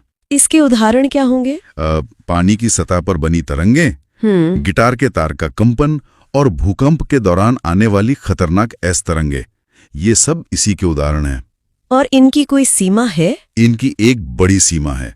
ये तरंगे ठोस चीजों में और द्रवों की सतह पर तो बन सकती हैं, लेकिन ये गैसों में या द्रव के अंदर नहीं चल सकती। अच्छा, ये गैस में नहीं चल सकती। तो दूसरी तरह की यांत्रिक तरंगे कौन सी हैं? दूसरी है अनुदैर्ध्य तरंगे, लॉन्गिट्यूडनल वेव्स। इनमें क्या होता है? इनमें कण ऊपर नीचे नहीं बल्कि आगे पीछे गति करते हैं, ठीक उसी दिशा में जिस दिशा में तरंग जा रही है। आगे पीछे? हाँ, इसका सबसे अच्छा उदाहरण एक स्लिंकी स्प्रिंग है। अगर आप स्लिंकी के एक सिरे को धक्का दें तो आप देखेंगी कि एक दबाव की लहर आगे बढ़ती है। हाँ, उसमें कुछ हिस्से एक दूसरे से बहुत पास आ जाते हैं और कुछ हिस्से फैल जाते हैं। एकदम सही। जहां कण पास पास आ जाते हैं उसे हम संपीड़न कहते हैं, और जहां कण दूर दूर फैल जाते हैं उसे विरलन कहते हैं। तो ये संपीड़न और विरलन के रूप में आगे बढ़ती हैं? जी, और इसका सबसे बड़ा और सबसे जरूरी उदाहरण है ध्वनि, यानी हमारी आवाज। आवाज, वो कैसे? जब मैं बोल रहा हूं तो मेरे गले से निकलने वाली ऊर्जा हवा के कणों को धक्का दे रही है। इससे हवा में कहीं कण पास पास आ रहे हैं यानी संपीड़न, और कहीं दूर दूर हो रहे हैं यानी विरलन, और यही दबाव की लहर चलकर कानों तक पहुंचती है। और ये तो हवा में चल रही है, मतलब ये गैसों में चल सकती है। हाँ, और यही इनका सुपर पावर है। अनुप्रस्थ तरंगों के विपरीत अनुदैर्ध्य तरंगे ठोस, द्रव और गैस तीनों में आराम से चल सकती हैं। इसीलिए हमें पानी के अंदर भी आवाज सुनाई देती है। बिल्कुल। ठीक है, तो अगर हम दोनों को एक साथ रखकर देखें तो इनके बीच मुख्य अंतर क्या क्या हुए? मुझे लगता है अब मैं बता सकती हूँ। बताइए, देखते हैं। पहला और सबसे बड़ा अंतर है कणों की हरकत का। अनुप्रस्थ में कण लहर के रास्ते पर ऊपर नीचे नाचते हैं, जबकि अनुदैर्ध्य में लहर के साथ साथ आगे पीछे होते हैं। बहुत बढ़िया। और दूसरा? दूसरा अंतर है उनकी बनावट का। अनुप्रस्थ तरंगों में चोटी मतलब श्रृंग और खाई मतलब गर्त बनती हैं, जबकि अनुदैर्ध्य तरंगों में दबाव वाले हिस्से यानी संपीड़न और फैले हुए हिस्से यानी विरलन बनते हैं। शानदार। और तीसरा और आखिरी मुख्य अंतर है माध्यम को लेकर। अनुप्रस्थ तरंगें थोड़ी नखरीली होती हैं, वो गैसों में नहीं चल सकती, जबकि अनुदैर्ध्य तरंगें हर फनमौला हैं, वो ठोस, द्रव, गैस कहीं भी चल सकती हैं। तो चलिए अब अगला चैप्टर देखते हैं, ध्वनि, साउंड। जी, ध्वनि। तो सबसे पहले ये समझना जरूरी है कि ध्वनि आखिर है क्या? हाँ, मतलब ये पैदा कैसे होती है और हम तक पहुंचती कैसे? बिल्कुल। तो देखिए, ध्वनि असल में ऊर्जा का ही एक रूप है। ये कणों में कंपन मतलब वाइब्रेशन से पैदा होती है। वाइब्रेशन से? हाँ, और ये एक यांत्रिक तरंग है, मैकेनिकल वेव, जिसका मतलब है कि इससे चलने के लिए किसी न किसी माध्यम की जरूरत होती है। माध्यम जैसे कि हवा, पानी? जी, जैसे ठोस, द्रव या गैस कुछ भी चलेगा, लेकिन माध्यम होना जरूरी है। अच्छा, मतलब ये प्रकाश की तरह नहीं है, ये अंतरिक्ष के वैक्यूम या निर्वात में नहीं चल सकती। एकदम सही कहा, क्योंकि निर्वात में कोई कण ही नहीं होते तो कंपन आगे कैसे बढ़ेगा? वहां कोई आवाज नहीं होती। ध्वनि तरंगे अनुदैर्ध्य यानी लॉन्गिट्यूडनल होती हैं। ये एक बहुत जरूरी पॉइंट है, खासकर परीक्षाओं के लिए। तो इसकी गति सबसे तेज किस माध्यम में होती है? ध्वनि की गति सबसे ज्यादा होती है ठोस में यानी सॉलिड में, उसके बाद द्रव में, लिक्विड में, और सबसे धीमी होती है गैस में। और निर्वात में तो शून्य? बिल्कुल, निर्वात में शून्य। ठीक है, अब इसे थोड़ा और गहराई से समझते हैं। क्या ध्वनि के भी अलग अलग प्रकार होते हैं? हाँ, होते हैं। हम इन्हें आवृत्ति यानी फ्रीक्वेंसी के आधार पर 3 मुख्य हिस्सों में बांटते हैं। 3 हिस्से कौन कौन से? पहला है श्रव्य तरंगे, मतलब ऑडिबल वेव्स। इनकी फ्रीक्वेंसी होती है 20 हर्ट्ज से 20,000 हर्ट्ज के बीच। अच्छा, ये वो ध्वनियां हैं जिन्हें हम मतलब इंसान सुन सकते हैं। जी। दूसरी है अश्रव्य तरंगे या इंफ्रासोनिक वेव्स। इनकी फ्रीक्वेंसी 20 हर्ट्ज से भी कम होती है। तो इन्हें हम नहीं सुन सकते? नहीं, इंसान इन्हें नहीं सुन सकते, पर कुछ जानवर जैसे कुत्ते या बिल्लियां इन्हें सुन सकते हैं। भूकंप और ज्वालामुखी से भी ऐसी ही तरंगे निकलती हैं। और तीसरा प्रकार? तीसरा है पराश्रव्य तरंगे, अल्ट्रासोनिक वेव्स। इनकी फ्रीक्वेंसी 20,000 हर्ट्ज से भी ज्यादा होती है। इन्हें भी इंसान नहीं सुन सकते होंगे? नहीं, लेकिन चमगादड़ और कुत्ते इन्हें भी सुन सकते हैं। ये तो वाकई दिलचस्प है। अच्छा, इन पराश्रव्य तरंगों का असल जिंदगी में कोई इस्तेमाल होता है? अरे बहुत इस्तेमाल होता है। इनका सबसे बड़ा उपयोग तो सोनार SONAR टेक्नोलॉजी में होता है। सोनार, जिससे समुद्र की गहराई मापते हैं? हाँ बिल्कुल, गहराई मापने के लिए या पानी के नीचे पनडुब्बियों का पता लगाने के लिए। इसके अलावा चिकित्सा में भी इसका बहुत उपयोग है। चिकित्सा में आप सोनोग्राफी की बात कर रही हैं? अल्ट्रासाउंड? एकदम सही, सोनोग्राफी। इसके अलावा धातु के बड़े ब्लॉक्स में दरारें खोजने और खेती में कीड़ों को नष्ट करने के लिए भी इनका इस्तेमाल होता है। कमाल है। तो अब उस ध्वनि पर आते हैं जिसे हम सुन सकते हैं। जब हम अलग अलग आवाजों में फर्क करते हैं तो वो किन गुणों के आधार पर होता है? देखिए, यहाँ 4 मुख्य गुण हैं। पहला है प्रबलता यानी लाउडनेस। लाउडनेस मतलब आवाज का धीमा या तेज होना, जिसे हम वॉल्यूम भी कहते हैं। जी, ये ध्वनि तरंग के आयाम यानी एम्पलीट्यूड पर निर्भर करती है। आयाम जितना बड़ा होगा, ध्वनि उतनी ही तेज होगी। और ये इसे मापते किसमें है? इसे डेसिबल यानी डेसिबल में मापा जाता है। ठीक है, और दूसरा गुण? दूसरा है तारत्व यानी पिच। ये तय करता है कि आवाज मोटी है या पतली है। अच्छा, तो ये किस पर निर्भर करता है? ये पूरी तरह से आवृत्ति यानी फ्रीक्वेंसी पर निर्भर करता है। ज्यादा फ्रीक्वेंसी का मतलब है ज्यादा तारत्व यानी पतली आवाज, जैसे महिलाओं की आवाज या सीटी की आवाज? बिल्कुल।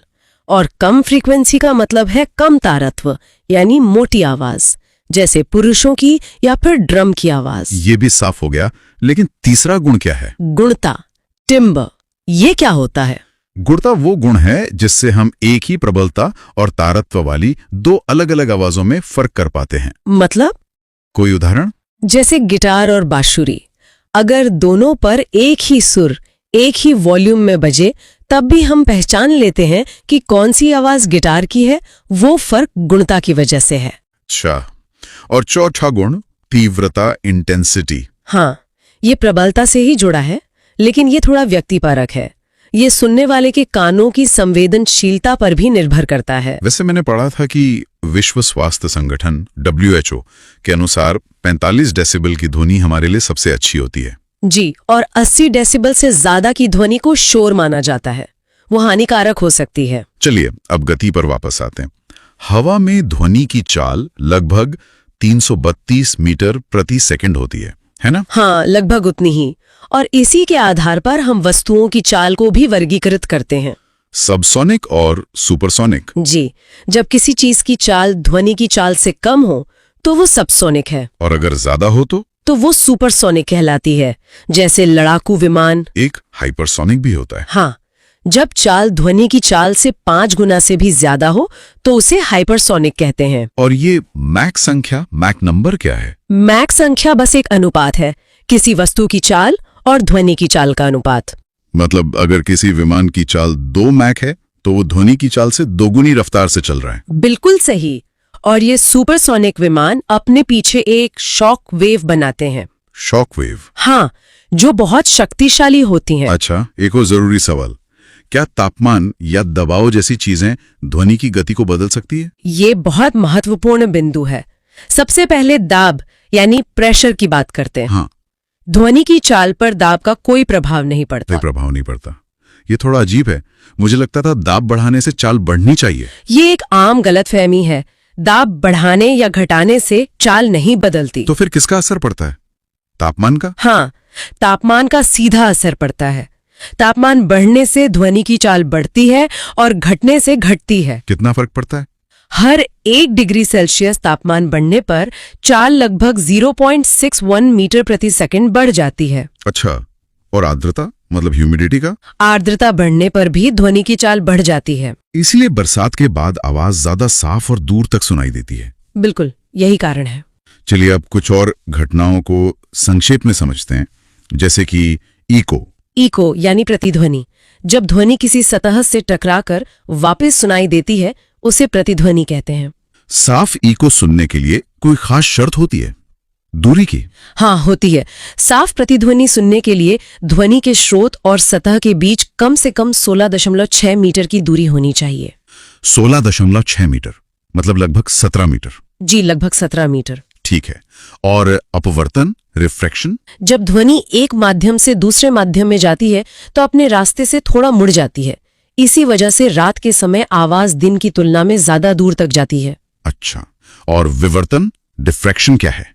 ध्वनि का किसी रुकावट के किनारों से मुड़कर आगे बढ़ जाना। इसी वजह से हम दूसरे कमरे में बैठे व्यक्ति की आवाज सुन पाते हैं, भले ही हम उसे देख ना पाएं। एकदम सही, यही विवर्तन है। एक और शब्द है अनुनाद, रेजोनेंस। इसका एक क्लासिक उदाहरण है कि सैनिकों को पुल पार करते समय कदम ताल करने से मना किया जाता है। जी, अनुनाद। जब किसी वस्तु पर उसी की प्राकृतिक आवृत्ति का बाहरी बल लगाया जाता है तो उसका कंपन बहुत ज्यादा बढ़ जाता है। तो अगर सैनिकों के कदम ताल की फ्रीक्वेंसी पुल की प्राकृतिक फ्रीक्वेंसी से मैच कर गई तो पुल में कंपन इतना बढ़ सकता है कि उसके टूटने का खतरा हो जाता है। समझ गया। और अंत में डॉपलर प्रभाव, डॉपलर इफेक्ट। ये क्या है? ये बहुत सरल है। जब कोई ध्वनि का स्रोत, मान लीजिए ट्रेन का हॉर्न, हमारी ओर आता है तो उसकी आवाज तेज और तीखी सुनाई देती है। मतलब आवृत्ति बढ़ जाती है। हाँ, और जब वो हमसे दूर जाता है तो आवाज मोटी और धीमी सुनाई देती है, मतलब आवृत्ति घट जाती है। यही डॉपलर प्रभाव है। अच्छा, और ये सिर्फ ध्वनि पर ही नहीं, प्रकाश पर भी लागू होता है। प्रकाश पर भी? कैसे? खगोलविद इसी का इस्तेमाल करके तारों की गति का पता लगाते हैं। रेड शिफ्ट और ब्लू शिफ्ट? हाँ जी, रेड शिफ्ट का मतलब है तारा दूर जा रहा है और ब्लू शिफ्ट का मतलब है तारा पास आ। उम्मीद है ये वीडियो आपको पसंद आया होगा, तो वीडियो को लाइक एंड शेयर करें। ऐसे ही और इंटरेस्टिंग वीडियो देखने के लिए सब्सक्राइब जरूर करें। बहुत जल्द मिलते हैं एक और मास्टर वीडियो के साथ। नमस्कार।